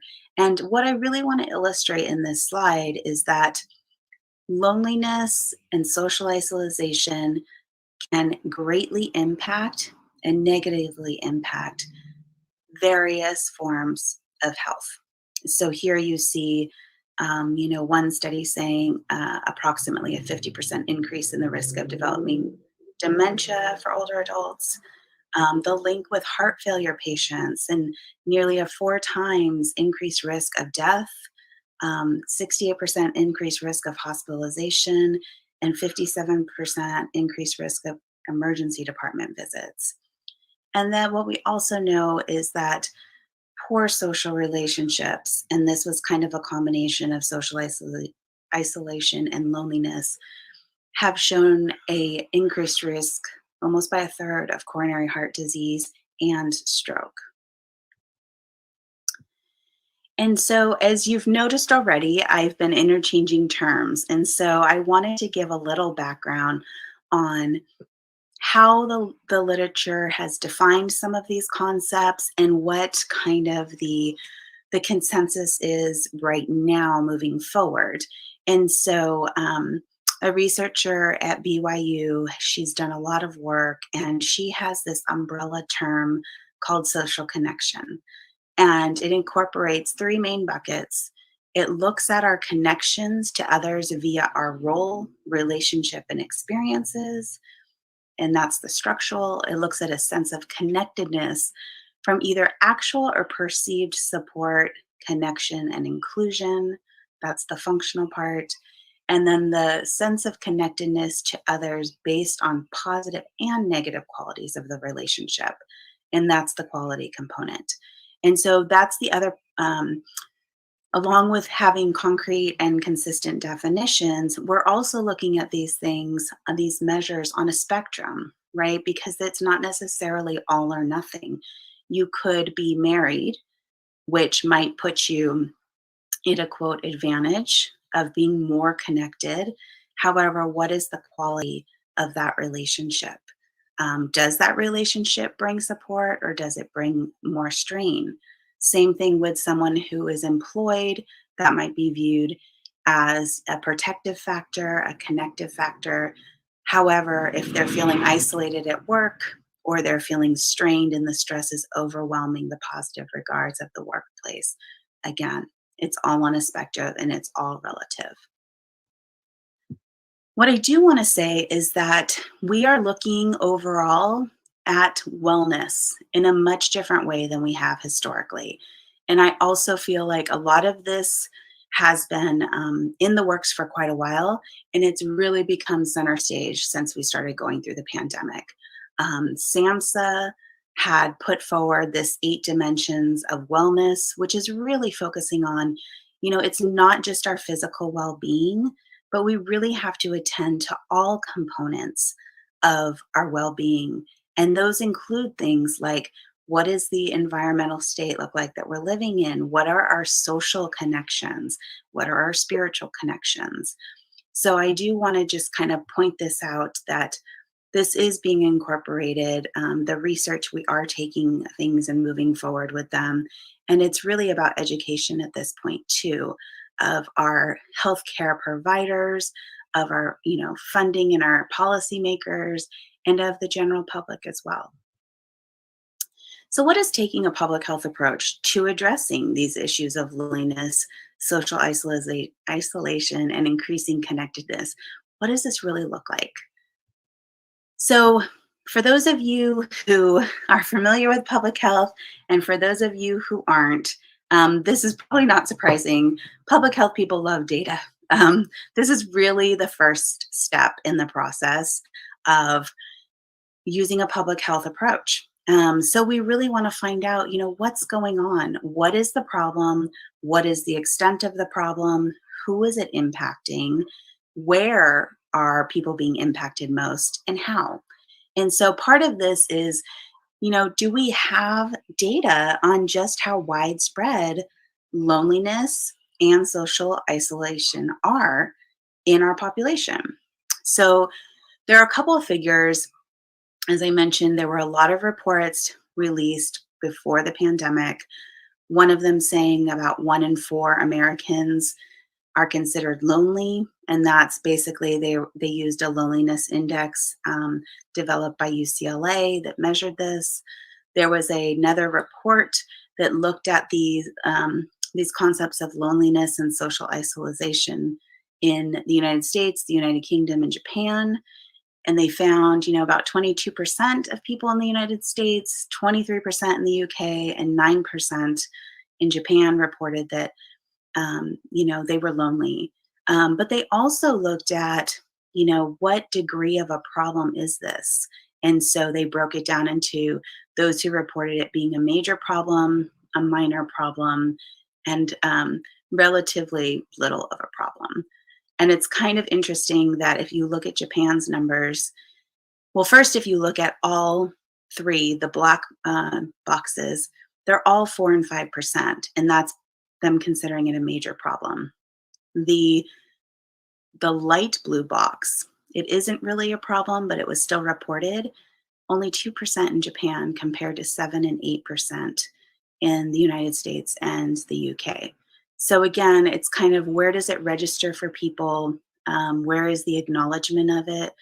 What's the stigma around it? And these are all issues that we would want to explore through a public health lens. And then on the flip side, when we look at what are some of the protective factors, one of the questions in the Cigna 2020 survey looked at, how often do you have meaningful in-person interaction on a daily basis? Again, this was before the pandemic hit. And what they found was only about 53% of Americans reported having that daily in-person meaningful interaction. And the interesting part was that those who reported having it on a regular basis, they had on average a 20-point difference lower score on their loneliness index. So we are really seeing that that is a protective factor for loneliness, having regular, meaningful interaction. So another important component of this conversation is really looking at the social determinants of health. So the World Health Organization put out a report. Again, this is not new, back in 2008. And, they made this quote that these inequities in health, avoidable health inequities, arise because of circumstances in which people grow, live, work, and age, and the systems put in place to deal with illness. The conditions in which people live and die are in turn shaped by political, social, and economic forces. And so this is really speaking to the societal level, the community level, all of our systems. And this is really saying it's more than just individual responsibility. It's more than just individual behavior. We really have to look at, are we conducting and constructing societies that prioritize health and well-being? So again, for those who aren't familiar with social determinants of health, just a very brief overview. There are 5 different domains: economic stability, access to quality health care, access to and quality of education, the neighborhood and built environment, and the social and community context in which people live. And I do want to point out, every single one of those domains were greatly impacted by the pandemic, and they disproportionately changed for different groups and different geographical locations. So that's part of the problem, right? They are not consistent. They are not equal. And they really are talking about the conditions and the environments in which everything from where we're born, we live our lives, we age, to where we learn, we work, we play, and worship. And they really affect a wide range of health functioning and quality of life outcomes and risks. And again, the literature behind this is very strong. This is something like loneliness and social isolation that has been researched for decades, and the evidence just keeps getting stronger. Another really important aspect of a public health approach to anything is using a health equity, social justice, and anti-racist lens. And again, I work for the public health department, but any opinions I state here, they are my own. I'm not necessarily speaking for our department, but I have to say that our department has been really conscientious of making sure that we are trying to have a social justice framework, that we are looking at things through an equitable lens, and that we are actively trying to be anti-racist in things we do, and to acknowledge when we see a system or practice that is actively racist, how do we change it? So again, really prioritizing the equity and the social determinants of health, knowing how much they impact people's health, but how different those impacts are and the inequities that exist between different population groups, geographies, and people of socioeconomic statuses. We want to really acknowledge and incorporate and actively work to heal impacts of racism, discrimination, and historical trauma. Again, more and more literature is coming out about not just how trauma impacts our health and well-being, but how historical trauma, generational trauma, they have lasting impacts. We want to call out and hold systems based on white supremacy and white privilege accountable. And we want to actively rebuild those systems with a focus on equity and inclusion.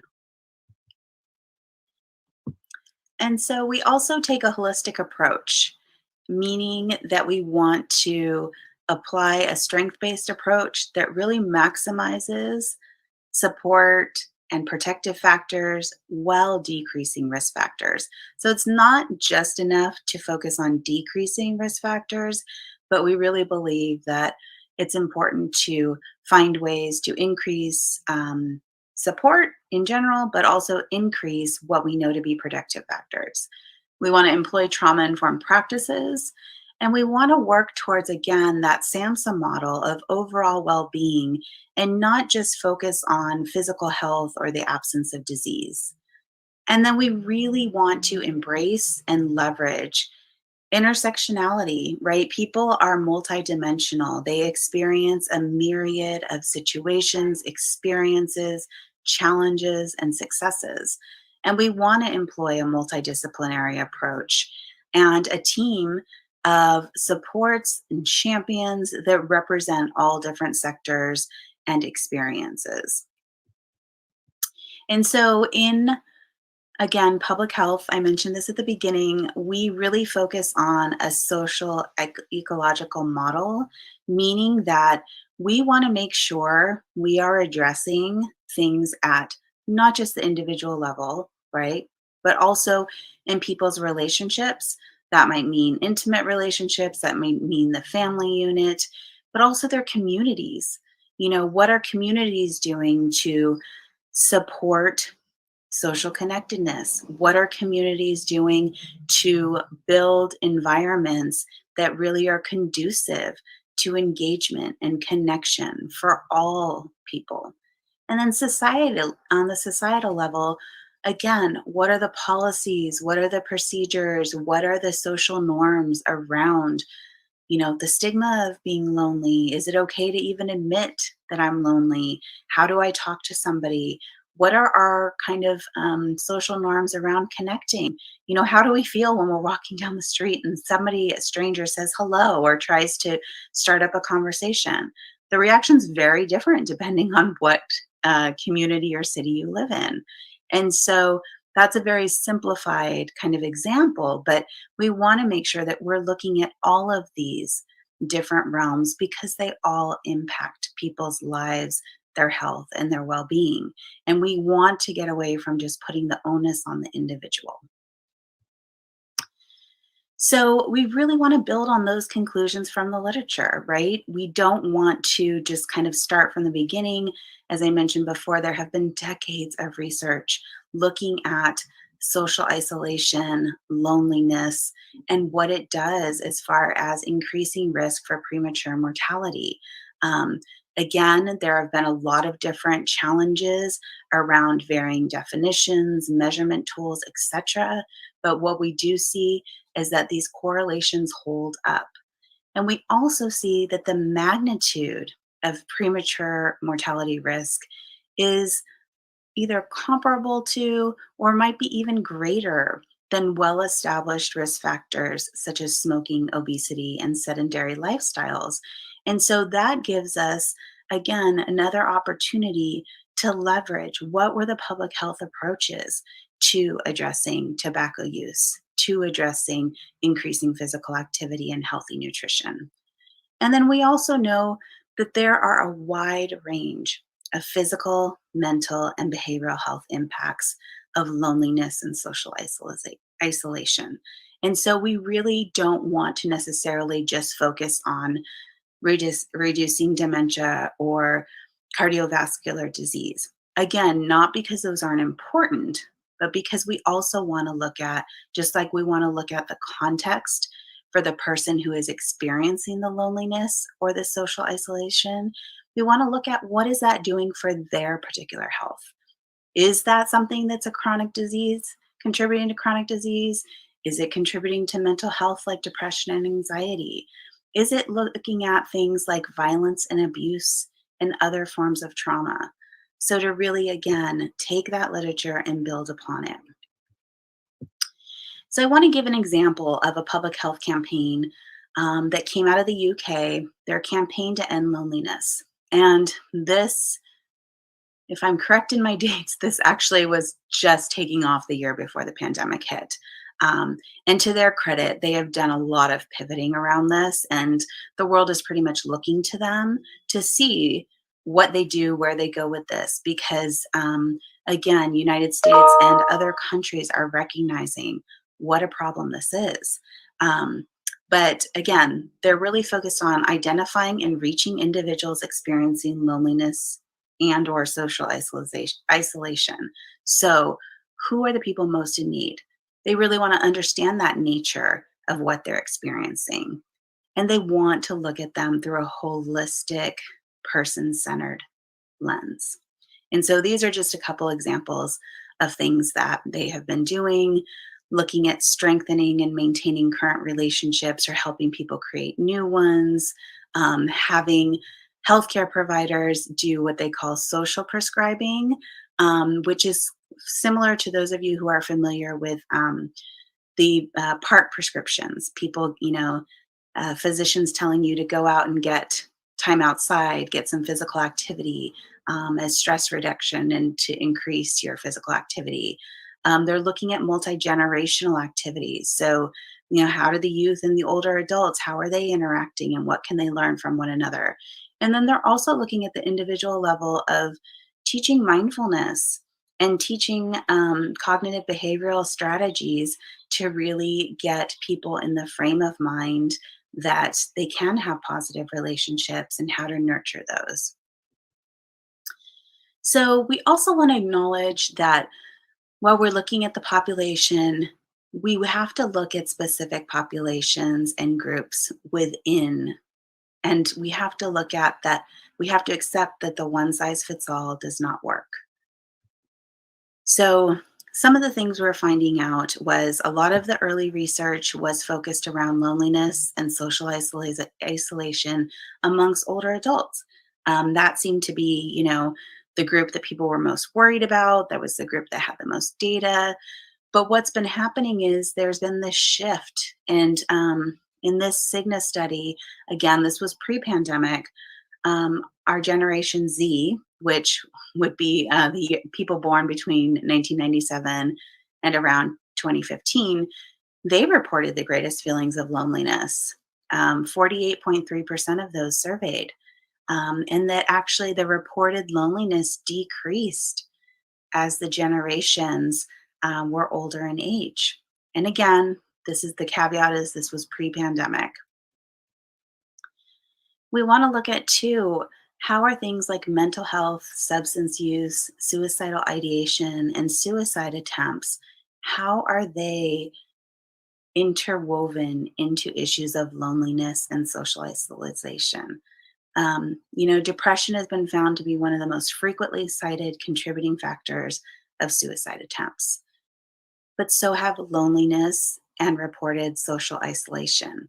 And, again, it's important to remember that there isn't one reason people become suicidal, they attempt suicide, or they die by suicide. It's usually a culmination of events and circumstances in their lives. But there is a review of 9 studies looking at adults 60 plus that found, social isolation and loneliness really did seem to correlate with suicidal thoughts or ideation amongst these older adults. So the thing to really look at here is many of the risk and protective factors for suicide are also shared for loneliness and social isolation. So how do we address these particular issues as part of a larger interconnected and reciprocal system that's looking at physical, mental, and behavioral health issues within the context of social determinants of health? And, I'm sure many of you have been thinking that it's really hard to tease out, right? Is somebody depressed and therefore they're lonely or socially isolated? Or are they lonely or socially isolated and therefore depressed? And so we really have to look at the reciprocal nature of these things. And we can't just keep isolating different things and treating them in silos. So I did want to put in something too about, is there a difference between loneliness as experienced between men and women or between races? And again, this was pre-pandemic, but there didn't seem to be any difference in the Cigna study. So this is something that, we will continue to look at, and that there's a lot more literature coming out on. And we did see in some of the reports from the Centers for Disease Control and Prevention that, because the pandemic impacted different racial and ethnic groups and socioeconomic groups differently, it would be, I don't think it would be an off-the-wall assumption to think that that might also show up in the feelings of loneliness and social isolation. So what are the impacts of COVID-19, the social distancing and stay-at-home health orders, on loneliness, social isolation, and social connectedness? So this was actually, and this is probably my favorite title for a report. It's called the World Happiness Report. It came out in 2021, and this figure looks at the psychological well-being during COVID-19, and it breaks it down into what were some of the protective factors and what were some of the risk factors as far as people's psychological well-being during the pandemic. Not surprisingly, quality of relationships, level of connectedness, pro-social behavior, those were all identified as protective factors for psychological well-being during the pandemic. An interesting component of it was social media was found to be both a protective and a risk factor. And this comes down to, again, I was talking about the spectrum before, this really comes down to two, how are people utilizing these different systems? Are they supportive, or are they more, divisive? Are they causing people more mental anguish and depression and anxiety?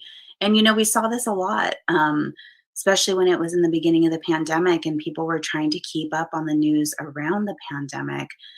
People who were consuming large amounts of media, and not just social media, were reporting really high levels of anxiety.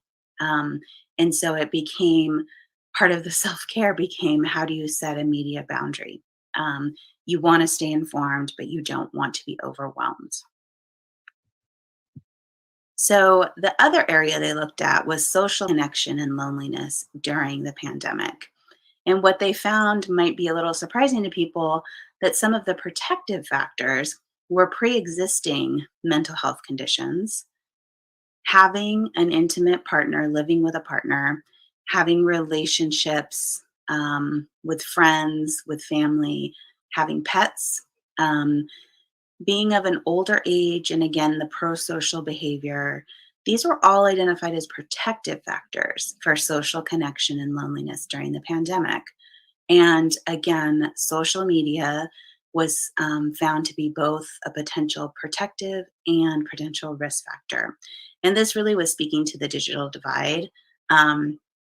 The people who didn't have regular access or quality access to internet, and that they were experiencing a lot of digital inequality.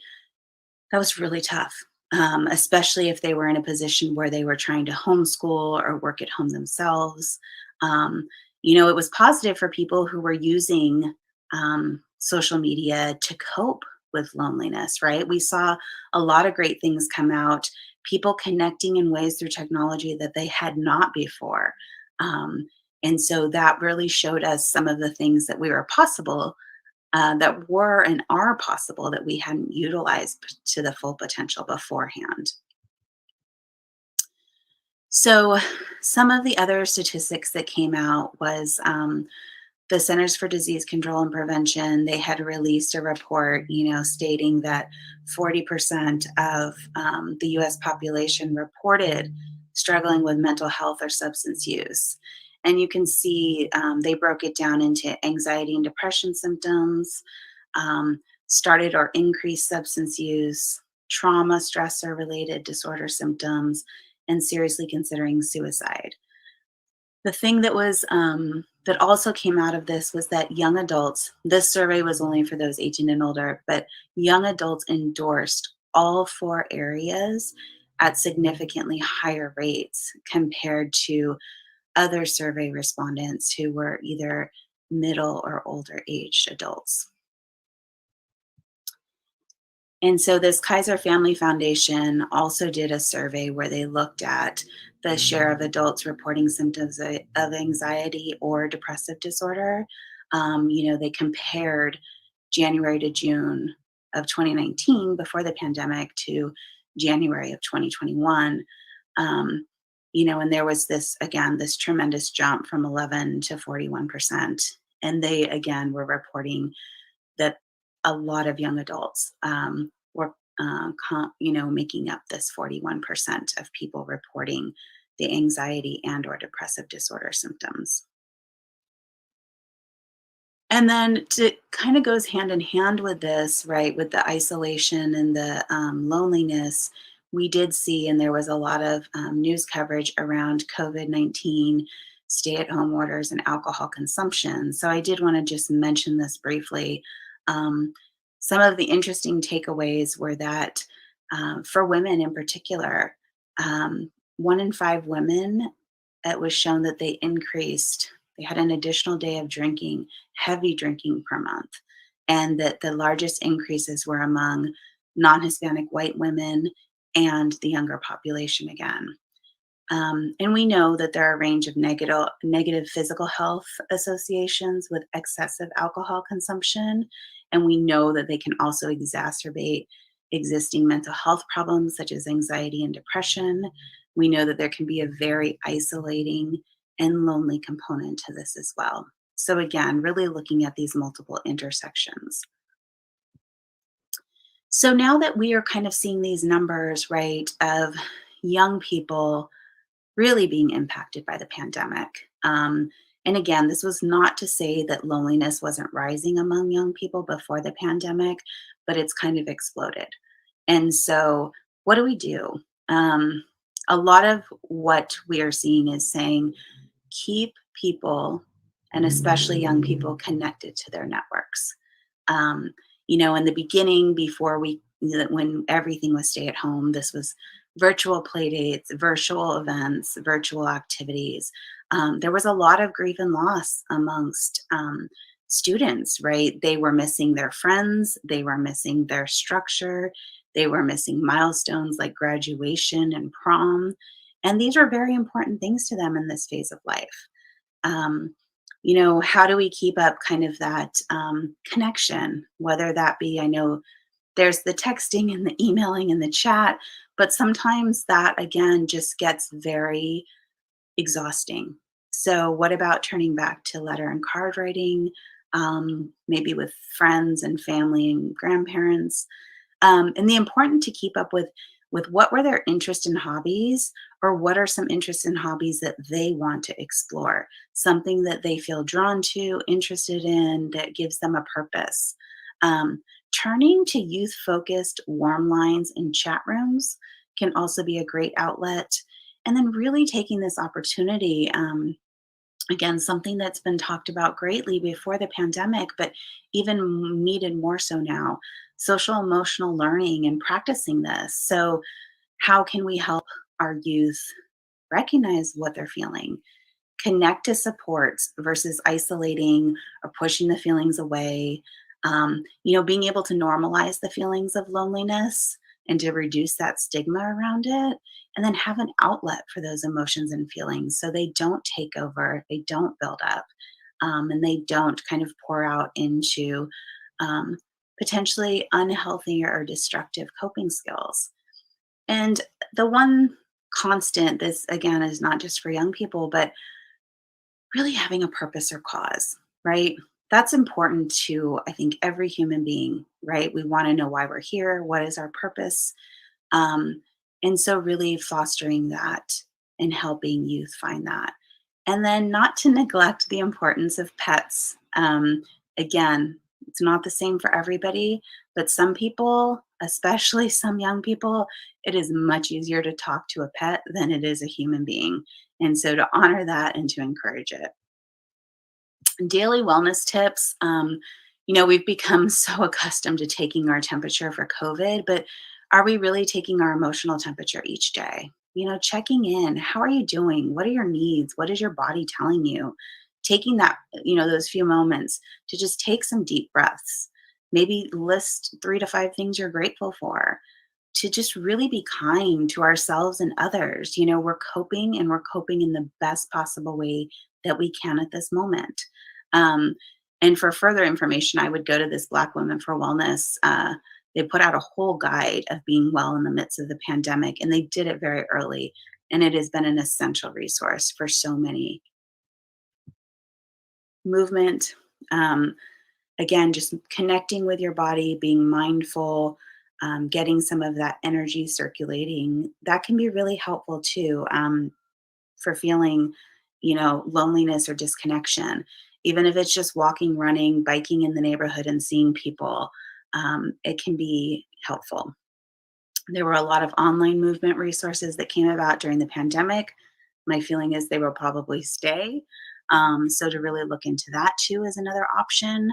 To do family related ones, to get the kids involved. Arts and creativity, just a great way to get that expression and connect to something larger than ourselves, right? And this could be through actually doing art, making art, music, dance.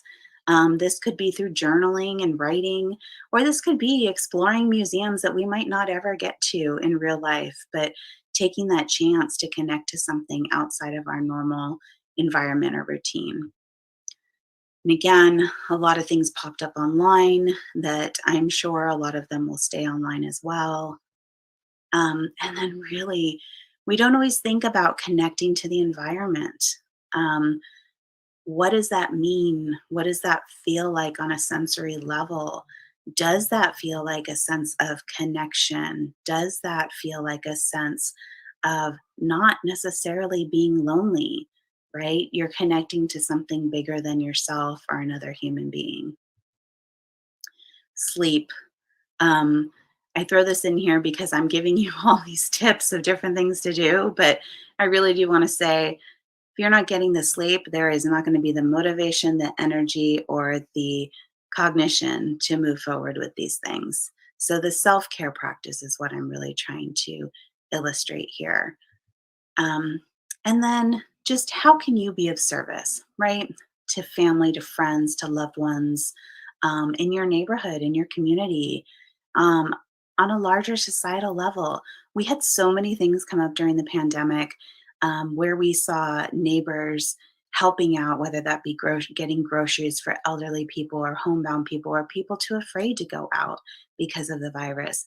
We had all of the social justice and the uprisings, and we just had our society coming together about these injustices and sharing their voices, taking action. We had communities finding different ways to connect with one another when they couldn't physically be in the same space. And this really leads into the we care. We talk about self-care all the time, and it's a really important aspect of daily living. And we need to take it one step further. We need to really look into caring for one another. And this could look like several different things, but we're recognizing the challenges together, right? COVID has impacted all of us. It has not impacted all of us the same way, but how can we recognize the challenges, encourage one another, support one another, and show gratitude? Faith and spirituality, as you saw in that SAMHSA, 8 dimensions of well-being, we really need to nurture that part of ourselves. And that can also be a great source of connection and support. And so how do we reach out and connect with our higher being, with a faith community, with a meditation practice? And then not to neglect that there were some groups of people that were hit much harder in regards to a lack of social connectedness and increased isolation. And I really want to call that out for our healthcare and our frontline workers. During the pandemic, there were really high levels of fear and uncertainty, extremely limited PPE in the beginning, such personal risk they were putting themselves in, constantly changing protocols. There was a lot of fear, again, because of not fully understanding how the virus was transmitted, about how much contact can they have with their family and friends, right? if they're working in a grocery store or they're working in a hospital or an emergency department, is it even safe for them to go home at the end of the day? And that many healthcare providers, they were the only human contact for patients. So they were trying to provide medical care while also being a source of support and connection for people who were gravely ill and dying. And then they were witnessing tremendous amounts of suffering and death. And they just experienced so much complicated grief and loss. And it was really difficult, right? They had to keep going. This was an extended period of time. It was rapidly changing. There wasn't a lot of space or room to process this. And on the flip side of this, there was disconnection and isolation of patients from their usual healthcare providers, right? A lot of times, some of the connection, the main connection people get, and not to stereotype, but a lot of times for our older adults, right? Their healthcare providers are a source of familiarity, of connection, of comfort, of motivation. We couldn't make routine appointments, right? There were additional health concerns. So not only were we afraid of not following up on our regular care, but are we going to become ill from this virus? And there were some abrupt cutoffs for patients. Many providers were reassigned to COVID response duties, and that necessarily wasn't communicated to their regular patients, right? So it could feel like an abandonment. Again, that was not the intention, but it could feel that way. So it could feel like they were suddenly stripped of one of their regular sources of connection. So to say all that, how do we promote meaningful social engagements?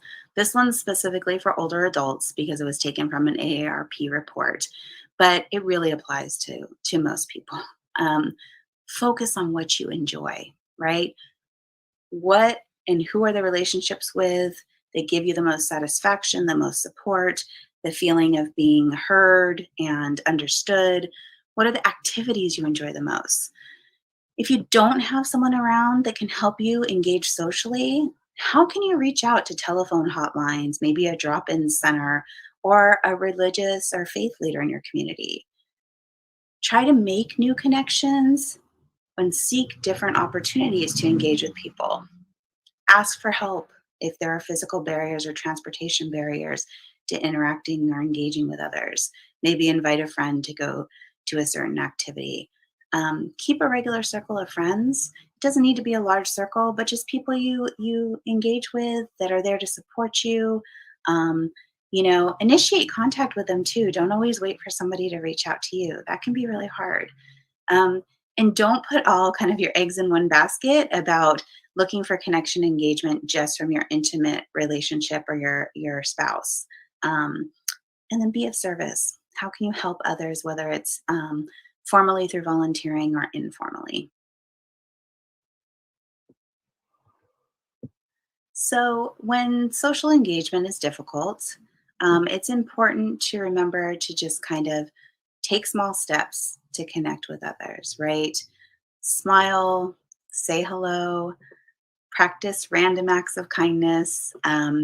And again, you're trying to facilitate this sense of connection, but you don't want to force it, right? And you want to keep those expectations in check.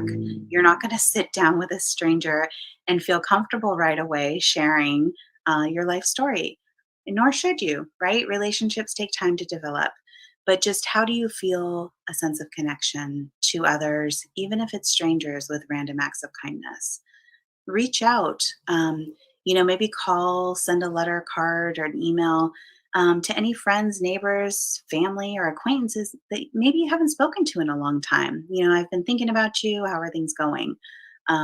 Revisit some of your previous hobbies or social groups or interests, or seek out new interests, activities, and try to become involved in those. Sometimes focusing on the particular activity or the task or the hobby can be easier than just saying I'm going to go out to try to make friends. Visit new places, both virtually and in real life. See who you happen to run into there. And most importantly, have compassion for yourself and others. It's difficult. We are emerging into reconnecting as a society as well. And so we're also going through this awkwardness of having been at home for a year. So it's really important that we have that compassion for ourselves and for others. So I did want to just show a couple of resources very quickly. Resources for hotlines, domestic violence, suicide prevention, family support, referral and information hotlines.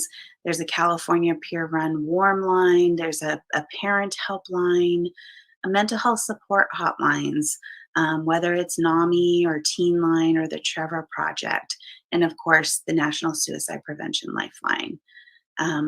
Additional online child and parenting resources that could be of use to many folks. And again, don't hesitate to reach out to some of those hotlines. You don't have to be in crisis to call them. And you also could be calling if you're concerned for a loved one. I'd like to really thank you again for the opportunity and for joining us today. Please feel free, if you have any questions, you can reach me at the email address on the slide.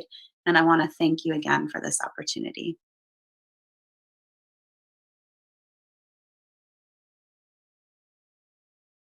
Hello, I'm Dr. Jose Cardenas, clinical psychologist and CEO of the Minarias Institute, a therapy center and training center in Southern California. I'm excited to lead the death and grief during COVID session in today's symposium. So grief, right? Grief is a natural reaction to death. However, during this COVID time, it's made even more difficult because of all the different limitations and aspects that have changed. And for the last year, for sure, it's been difficult and more difficult to deal with a lot of issues. All right, so the worldwide pandemic has disrupted death more than and made it more prevalent than usual. You're hearing a lot more about deaths just around the world and also around locally with us, some people more than others who've been impacted. And the field of grief and loss, those of you who have heard anything about it or know some about it, there's a prominent name is Dr. Kubler-Ross, who talks about 5 emotional stages in this, and the one is denial, anger, bargaining, depression or sadness, and acceptance.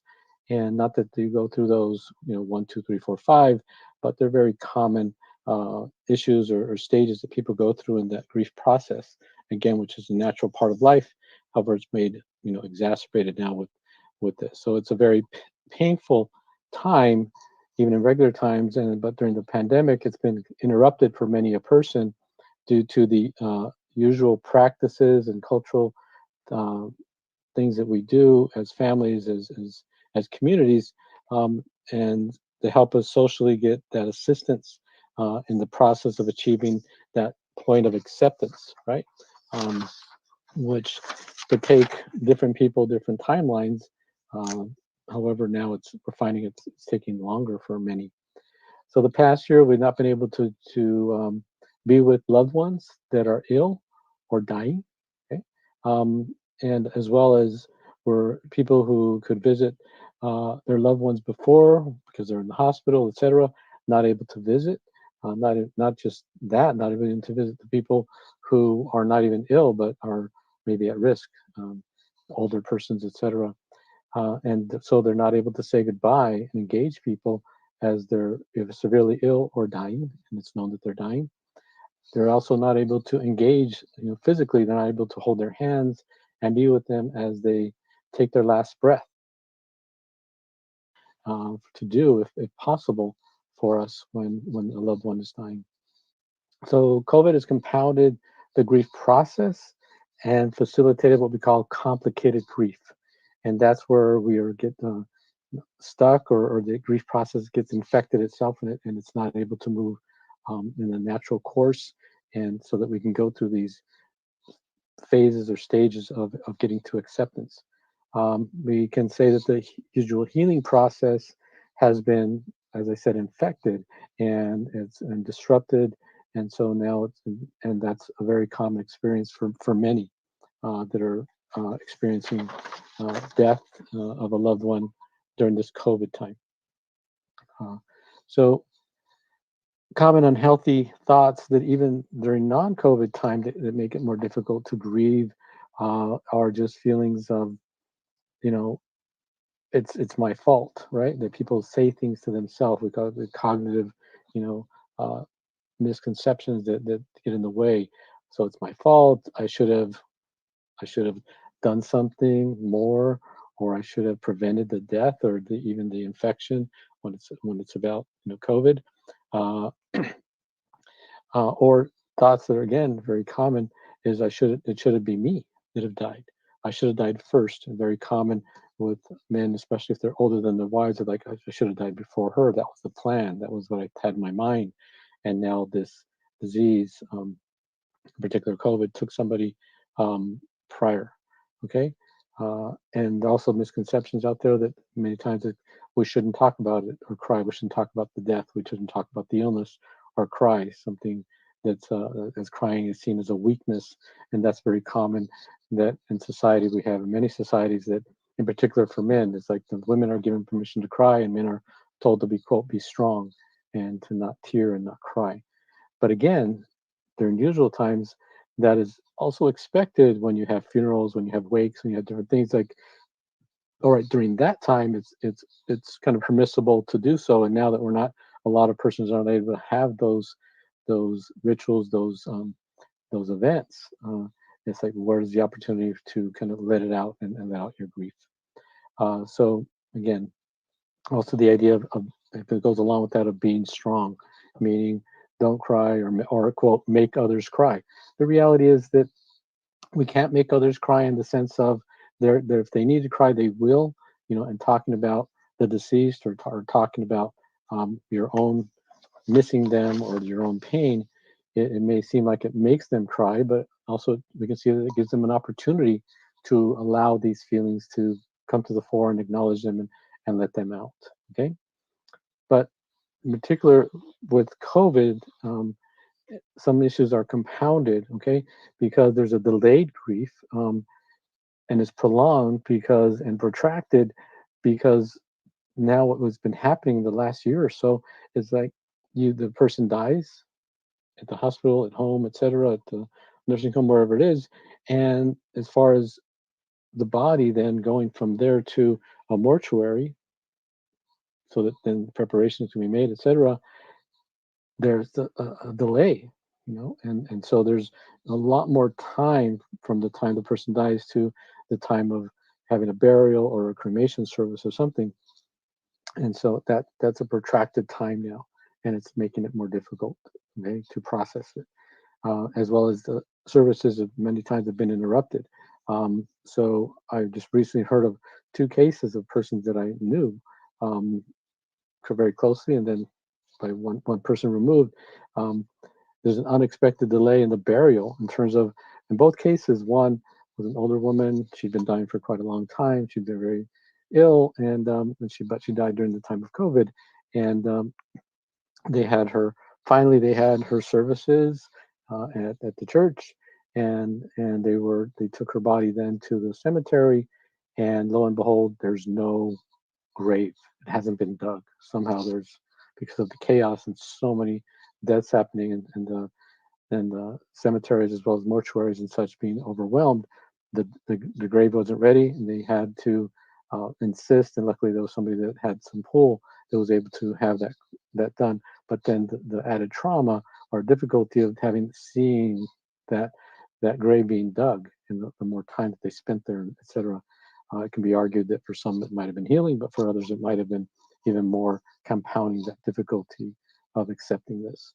And then another person, his wife had died and of some other issues. She had been ill, but it was in the time of COVID very recently. And again, the same thing happened. Everything was scheduled, etc. They had to do things differently. It took a longer time, and they went from the church to the cemetery. Again, they weren't ready for her to bury her, and so they had to delay and postpone a few days to be able to then have the service at the cemetery. So this exacerbates the pain and oftentimes the guilt, because oftentimes, you know, when something happens with somebody we love and we want to quote do right by them, we feel bad when it doesn't go that way. So the guilt of, I messed up because I wasn't able to properly care for my loved one, my mother, my wife, my husband, my father, whomever it is, properly, because they weren't able to do things, the way it was quote supposed to be. Okay, so that is happening more often than you might think, as well as the usual process of being able to have different types of services. There's limited numbers that have been allowed. Now it's opening up perhaps a little bit, but allowed even to attend the funerals or different ceremonies, etc. So that is also added to this, more difficulty of feeling supported and being able also to support others in this process, perhaps as they did with you when someone important died to you, and now that you're not able to reciprocate, as well as the overall fear that's been here for the last year or so, fear of getting together for funerals or any kind of services or social event, positive or painful. So we have the loss of their usual opportunities to console each other, to be around each other, to give each other that support, right? As well as the complication during COVID of the feelings of invalidation of the loss by commentaries and statements by others. Those persons who say that COVID's a hoax, it's not even that serious, the lethality, they play it down or they deny it or negate it, and the lingering effects of as well as the we don't know, and they deny the lingering effects of those who even survive COVID. Some people are aware of persons who are still very ill, still not doing well. They quote survived it. However, they're still not even to an 80% of who they were before. They're still very limited, and this provokes anger, feelings of anger. Okay, at this concept, that's this idea at persons who are stating this, and sometimes they're hearing it directly, not just on television or other things, but hearing it from people or persons posting things, right? So it provokes that anger and that irritability. Right, and so there's also the compounded loss that we have at this time, because there are still other losses happening besides the death perhaps of someone due to COVID or during the time of COVID, and these are happening simultaneously. So the loss of jobs, loss of usual routines, right? Persons aren't able to be where they usually are Monday through Friday or whatever their usual work week or et cetera is happening, or school, be it young persons K through 12 or persons in college, and loss of as well opportunities to congregate, to get together and to celebrate. So there have been birthdays that have been able to be celebrated, and births and weddings and all these different other entities that had to be postponed, and that's a loss. Those are other losses that, in each person's loss is still a pain, a difficulty, no matter what it is. It doesn't. Pain is pain, loss is loss, and each person has their own way of dealing with that, or their level of importance of these different activities or entities that they'd like to be a part of, but they're limited to COVID. So we've all probably heard of these things for persons in terms of, all the different limitations that have been here for us to be able to live our usual quote normal life. And so it's gotten in the way of not only being able to celebrate positive things, but to congregate and be together during these difficult, painful times in terms of grieving and death. Okay, so might be like I ran through that pretty quickly. However, I want to go to, I think even more importantly, there's some recommendations in terms of things to do to mitigate, to help deal with this grief and this loss during this time of COVID. So it's very important to grieve as soon as possible, and that means probably virtually, okay, with others, to call people, to Zoom, to do, etc., and then to express, our condolences, our pain, and share in that process of talking about it, right?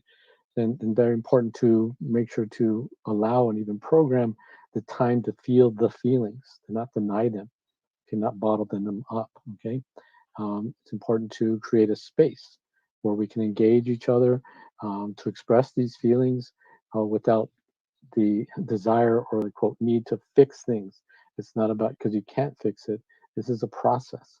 There's something that must be experienced, and it's very also desirable that you want to go in and fix somebody or help them get over it. But it's just allow the sadness and know that in time, as well as expressing it, will help to have them feel better and not be as sad, as depressed. As we remember that there are other causes of death that have been happening during this time. Cancer is still there, auto accidents, etc., heart attacks. So there's other reasons people have been dying during this time, but again, that grieving process because of COVID has been, hampered, okay, interrupted. Also important to counter the tendency to isolate. This is very common. So we need to connect and support each other. It helps both parties, not only the person that has had the loss, but the other persons that feel for that person that has had the loss. Okay, so they're not in the same space, however, they can share their feelings and go through this together. And it's also very important to talk about the deceased. And again, that was something that usually would happen.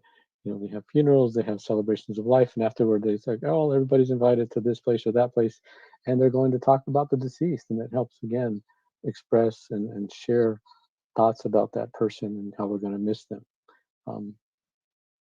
So continue to talk about the deceased, accept that the feelings can't be gotten rid of quickly.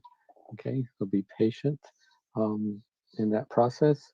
There's no set timeline of how long is a healthy time to be grieving. It's more a question of what level of intensity and how preoccupied or occupied you might be in your day with this loss, this pain. So again, to break through that isolation, that tendency to isolate, so make private opportunities if possible to get together and to talk about various things, because we need each other to get through all things that are difficult, as well as we need opportunities to get together to celebrate things that are positive. And that's why people talk about getting together and having a celebration of life, if you will. So it's very important that we learn to, in that process, to get to the point where we can honor the person's life who has died and ask this question of what part of them lives on with me? What part of them lives on with you? And what can you do to kind of keep that alive, keep that going, right? So very important in terms of being able to get to that point of acceptance. So here, some closing thoughts. Again, that dealing with death is a difficult and painful, natural part of life, and accept that crying is a part of life and a result of loving, a part of caring about people. The closer you are to people, the more we can say in your heart, the more it's going to be painful, the more your heart's going to break. That's pain. That comes from loving. Okay. Therefore, there's no need to apologize for crying. Okay, very important. Apologizing is when we apologize for doing something that's wrong or bad or etc. There's nothing wrong or bad with crying, with expressing that feeling, that emotion. But so many times we have the feeling that we're bothering people, etc. However, instead, what I recommend to my clients, etc., is that instead of apologizing for crying, that they thank others for listening, thank others for being with them, for sharing this, for being available to share these feelings and these emotions, because it helps in the long run, helps us feel better. Okay, so I don't allow my clients to apologize to me if they cry, but they are directed and guided to be thankful, and I'm thankful and I'm appreciative that they allow for me to be to share in this tender emotion, and to be able to be a part of that experience. And also, one way of looking at it is be thankful for what some persons in the religious faith world talk about, the gift of tears. Okay, it's to be able to cry because you have that intense feeling, of appreciation, of love, of loss, but just as, crying when you're at a wedding or crying because it's the first time you see a baby or something like that. So it's to feel touched and to feel that and to allow those tears to come out and express those emotions and to share them with others. So being thankful for that. Okay. So I hope this presentation, this time we spent together has been helpful. And I thank you for listening.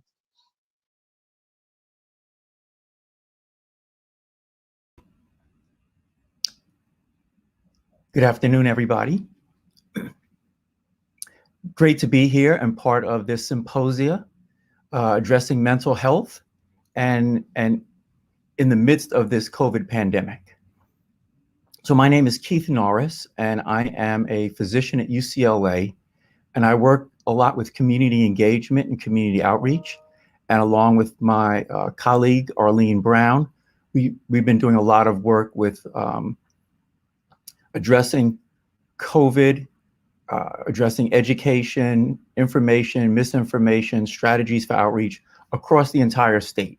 And so we work with 11 academic institutions, about 75 community-based organizations, trying to make sure that we can give communities that have the highest risk of having COVID infections and hospitalizations and deaths, making sure that we connect to them and are able to make sure that they get any treatment that they need, the prevention, potentially the vaccine, if that's something that they are willing to take.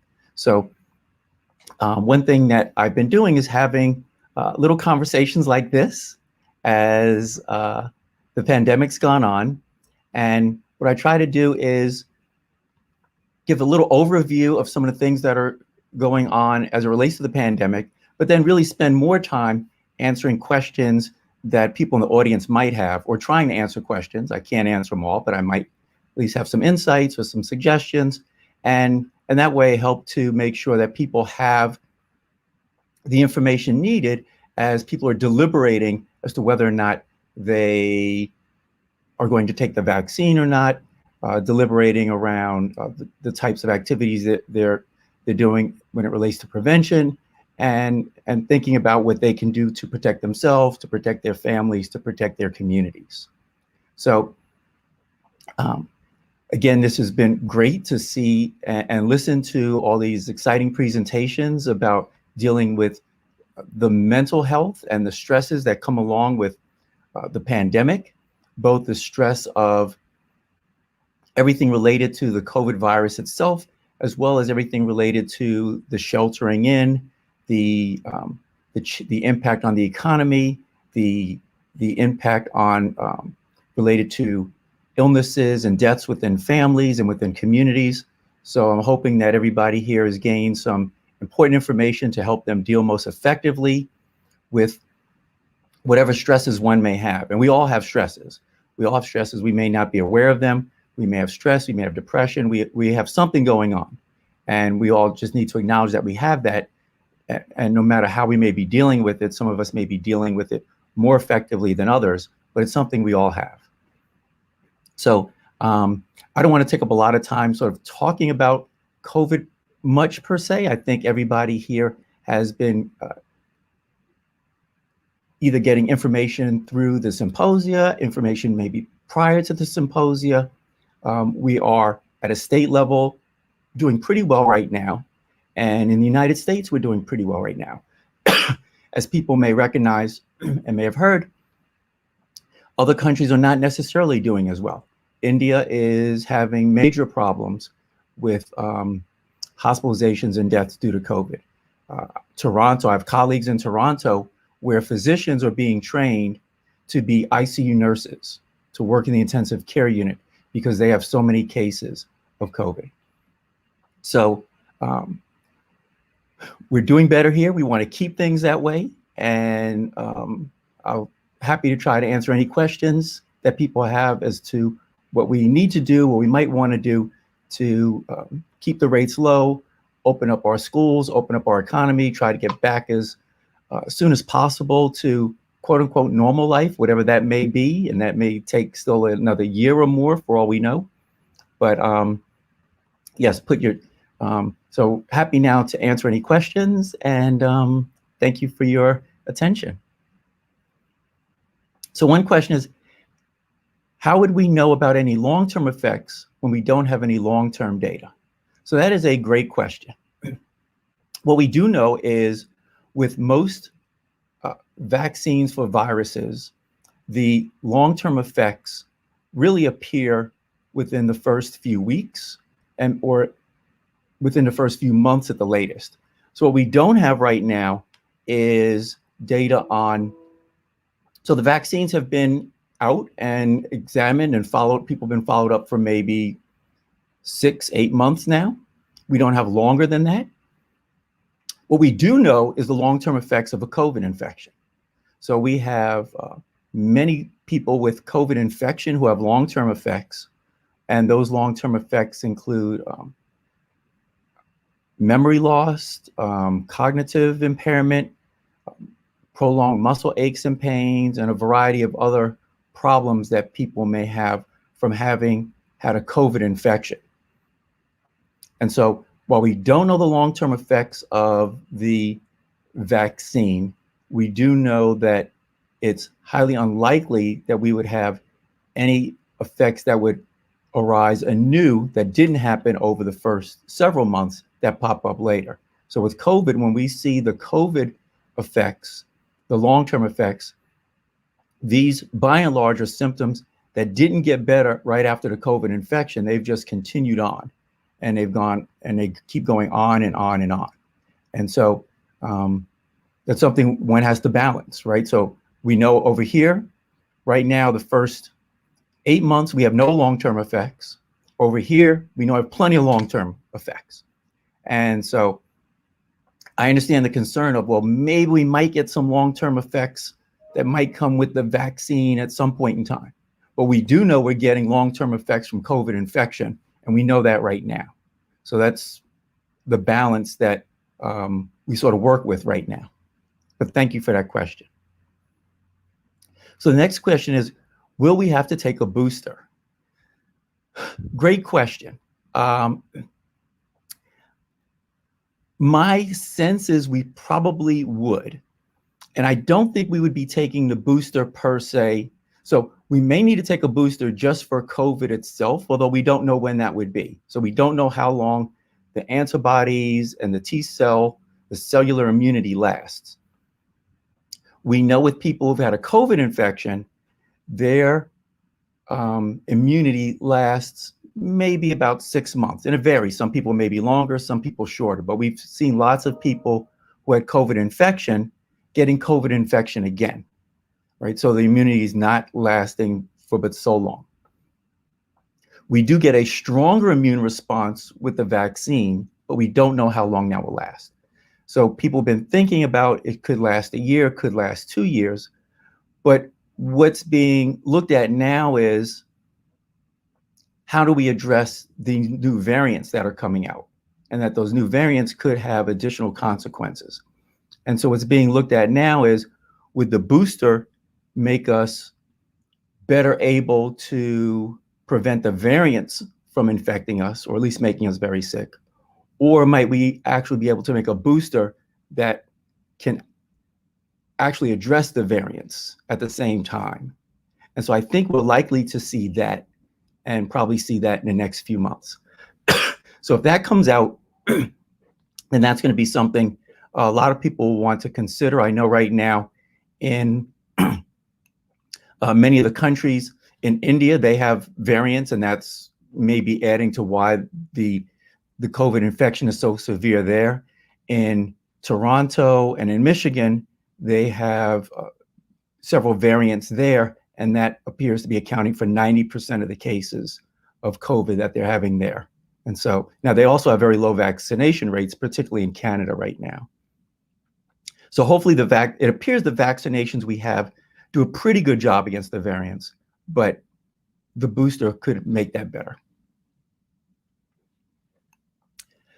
So can we take Tylenol after getting the vaccine, or does it diminish the effectiveness of the vaccine? So another great question. I've had this conversation with several friends of mine, and there have been there's different information about Tylenol versus non-steroidal anti-inflammatory agents. And the recommendation is not to take either one before the vaccine, but you can take it after the vaccine. Now, when I got vaccinated, I took Tylenol right after I got vaccinated. Now, whether or not that helps to help, and then what I had mainly was soreness, and one time I felt like I didn't have a lot of energy for a day, but I didn't get some of the other side effects that other people got. So I think that the Tylenol is not going to interfere with the immune response. So that's a good thing, but it would give you a head start in preventing symptoms that you might get following the vaccine, because most people will get symptoms of some sort. Remember, the vaccine is creating an immune response to be able to fight the COVID, the coronavirus, and prevent the COVID infection. And so just as if someone would get sick with the infection, a lot of those symptoms one may get with the vaccine. And so the goal is to have a little bit of that sort of inflammatory response happen for a short period of time. Your body develops infection and it goes away. So taking Tylenol right after you get the vaccine, I think, is quite fine and likely to prevent or reduce the symptoms you might get. Okay, so here, question. Some people are afraid of taking the vaccine because of side effects. How can we help? It's a great question, right? So all of us would rather not take medicine for anything, right? You have pneumonia, you'd rather not take antibiotics, but it makes you better, so you take it. You have high blood pressure, diabetes, arthritis. There's medicine we take. We'd all rather not take medicine because all medicine has some side effects to it, right? So there's no way around any of the side effects. What we want to do is look at that balance, the risk benefit. So for the side effects, by and large, for the vaccines, the side effects happen in the first few days, and they are pain, aches. They're pain where the injection is, aches and pains, sort of like arthritis, fever. People feel like they have the flu a lot of times, right? And so you feel like you have the flu, lasts for a day or two, maybe 3 days, and then it goes away. Taking Tylenol can help. We've seen a few side effects that are more serious, right? So we've seen some side effects around venous clots that happen 1 in every million or so. And that's something that we see in other medications like contraceptives and things of that nature. So those are things that we want to weigh, but we do know for every 1 million vaccines, there are a handful of side effects. For every 1 million COVID infections, there's 70,000 people hospitalized and 15,000 people dying. So that's the scale we want to weigh. So we have a question here is, I'm already vaccinated, and the question is, will I need to get the vaccine every year? And I am not absolutely sure. I think there's a good chance we probably will. My hope would be we would only need it every other year, but I think right now, with the variants that we're seeing around the world, that it's likely a booster would be helpful to reduce the chance that we would get an infection or severe infection if we were exposed to a variant. And hopefully the boosters, and I know there are some studies going on now looking at boosters that specifically have additional protein markers per se that allows the body to prepare an immune response that helps it to address the variants as well. So I think that combination is going to be such that there'll be a recommendation for a booster at least this year. Hopefully after that, it might be spread out and maybe go to every 2 or 3 years. But we'll have to see, but I don't know. So the next question is, if you're fully vaccinated, do we know if you can still be a carrier? So that's another great question. So if you're fully vaccinated, you can still be a carrier. Much, much less likely, but you can be. Now, what does that mean? It means if you're fully vaccinated, your chance of, if you look, when we do the studies, we look at people who are vaccinated and people who are not vaccinated.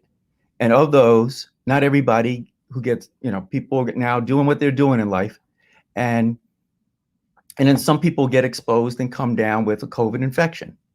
And so you've not been vaccinated. Not everybody gets COVID infection, but let's say 100 people get a COVID infection. Of that 100 people, had they been vaccinated, rather than 100 getting it, 5 would get it. Okay, so it cuts your chances of getting COVID down a lot. And we've seen is, and it's very rare that if you got it, you would be so sick that you'd need to be hospitalized. Okay, so some people will get an infection and have symptoms like they have a flu going on, and some will get it and they may have no symptoms at all. And so we can never know that with certainty. So that's why, particularly for what's been happening a lot, has been we still want people who've been vaccinated to wear a mask, more so to protect other people rather than to protect themselves. But even to protect themselves a little bit, even though the chance is much lower. But also we want to protect other people, particularly people who may be at higher risk. So next question is, when will a vaccine be available for elementary school age children? That should be coming up maybe in a couple weeks. So there have been some studies, and there was a group of pediatric specialists who are reviewing the data for that for children, right? And so for children, we want to make sure, again, we're looking at the safety issues. And for children, they're much less likely to get really sick if they get infected with COVID. So that's a good thing. And so one would say, well, why would you want them vaccinated? We want them vaccinated because while they might not get really, really sick, they could cause their parents or grandparents to get sick. And so, yes, we want the kids back in school. School is very important, but it's also very important to have your parents alive and your other relatives, adults in your house alive, right? So we want to make sure that we have that balance there. But right now we have vaccination for 16 and up with one of the vaccines, with the Pfizer vaccine, and they're looking at least down to 12 and maybe a little younger, right? I'm not sure if that's going to all happen at one time or it'll be different steps, but I know at least down to 12 years of age is under review, and it may even be at a younger age.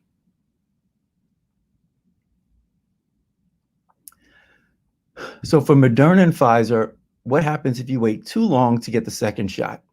Does it mean one has to get the first shot again? So we really don't know what happens if you wait too long to get the second shot. Probably does not mean you have to get the first shot again. But that's hard to tell. I think it just means, so one, that period between your first shot and your second shot, with that being longer, let's step back. So with your first shot, you get some increased immunity. And then the second shot's going to increase that immunity even more.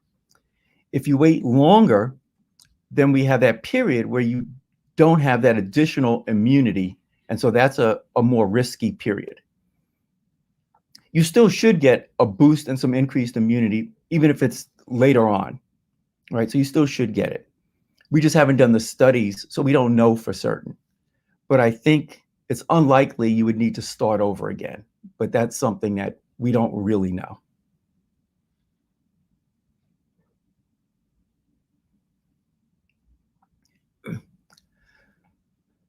So if someone got an allergic reaction to the first dose and has a history of anaphylaxis, what can be done to boost immunity if the primary care provider and allergist may not allow the second dose? So that's another great question, right? So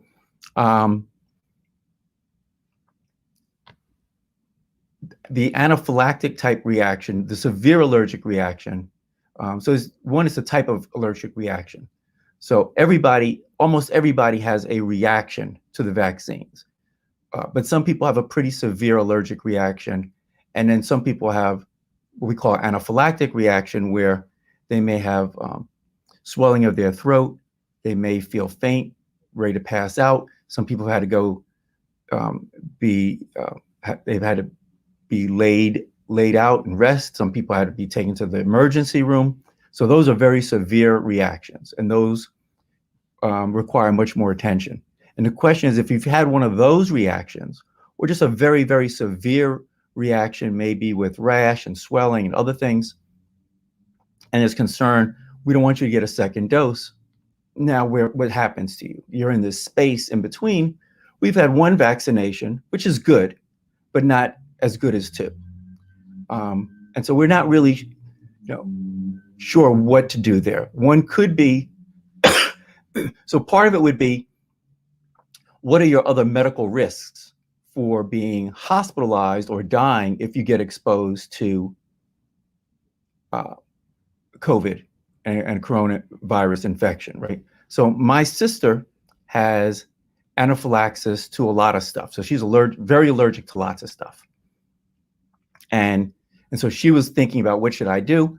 Clearly, if you take Moderna or Pfizer, you have to take 2 shots. So even if you don't have any problem the first time, you still have the chance that you could get it the second time, right?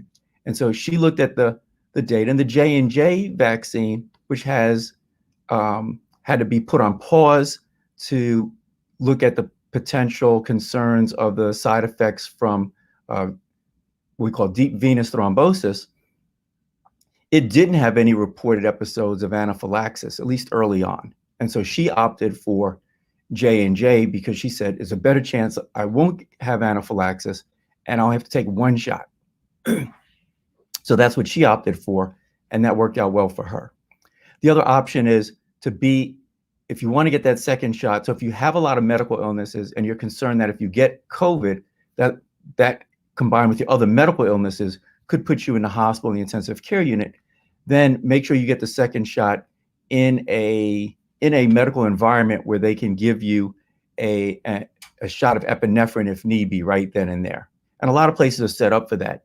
But I think if your risk is high, get your vaccination at a health center, at a hospital where you have all those sources there. So that's what I would recommend if you wanted to do that. If you've gotten your 1 shot and you're middle-aged, don't have many medical problems, that may be enough protection, at least, that if you actually got a COVID infection, you still probably wouldn't go to the hospital or be at risk for having to go to the intensive care unit. So that's a great question and a good conversation to have with your doctor.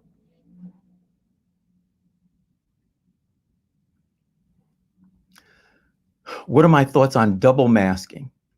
I think if you're so a lot of people know we ask people to wear masks to prevent the likelihood of getting COVID infection from somebody who may be spreading it through their lungs and through their mouth. So they have a lung infection, they may be spreading COVID.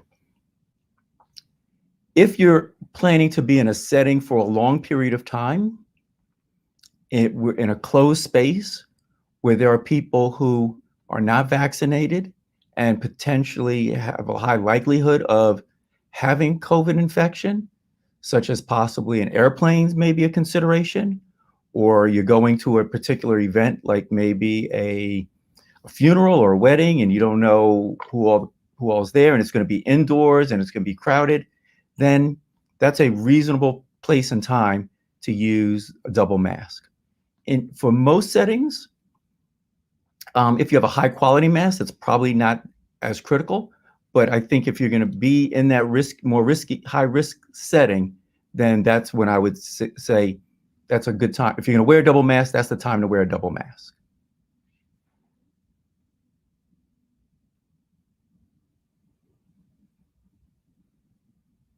See some more. So some people in my circle are opting out of the vaccine and I'm not sure if I want to spend time with them in person. Do you have any recommendations of how to have this uncomfortable conversation and what to say, especially if they don't understand my rationale? So that's a great question. I've been thinking about that myself because I have friends in my circle and they're opting out of the vaccine. And I don't want to, that's a choice they're making, but I don't want to put myself at risk. And so for me, I will just, if we're going to be in an outdoor setting, so I'm vaccinated, my chance of getting it is low. If we're in an outdoor setting, it's even lower. So if we'll be in an outdoor setting, I'm okay. If we're going to be in an indoor setting with a lot of people, rather than have this sort of argument, discussion back and forth, I'll just opt not to show up, right? So that I just want to make sure I'm protecting myself, right? And making sure that I'm not potentially getting it, even though I'm vaccinated, I could then get it and spread it to others.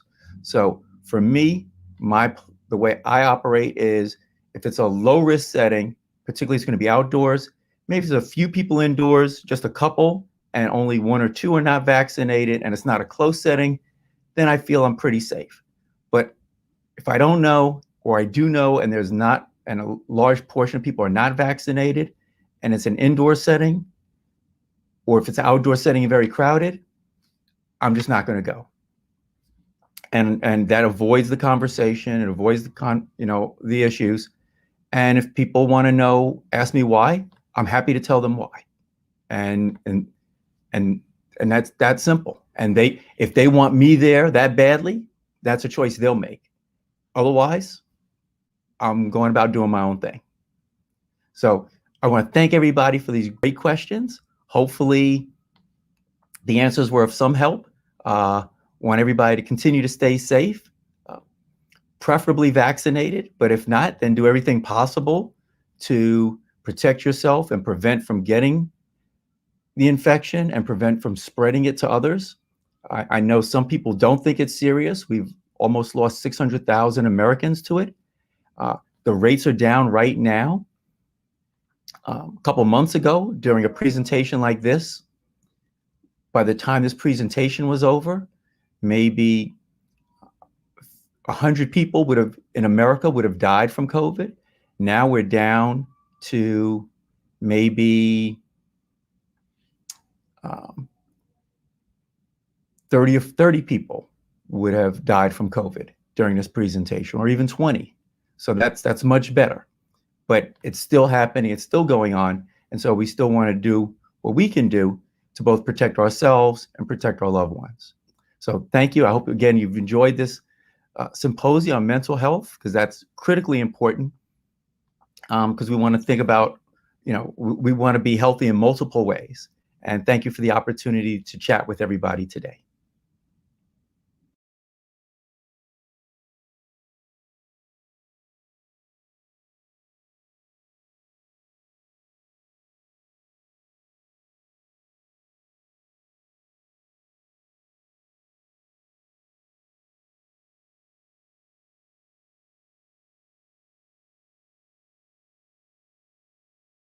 We hope that you've enjoyed the program, and most importantly, we hope that you feel more empowered to get help when you need it, and know that you don't have to suffer alone. Please use the resources provided in today's program and continue to follow Fundamental Change for the latest updates on mental health. Thank you once again to all of our speakers and participants, and we wish you much health, safety, and well-being. Take good care.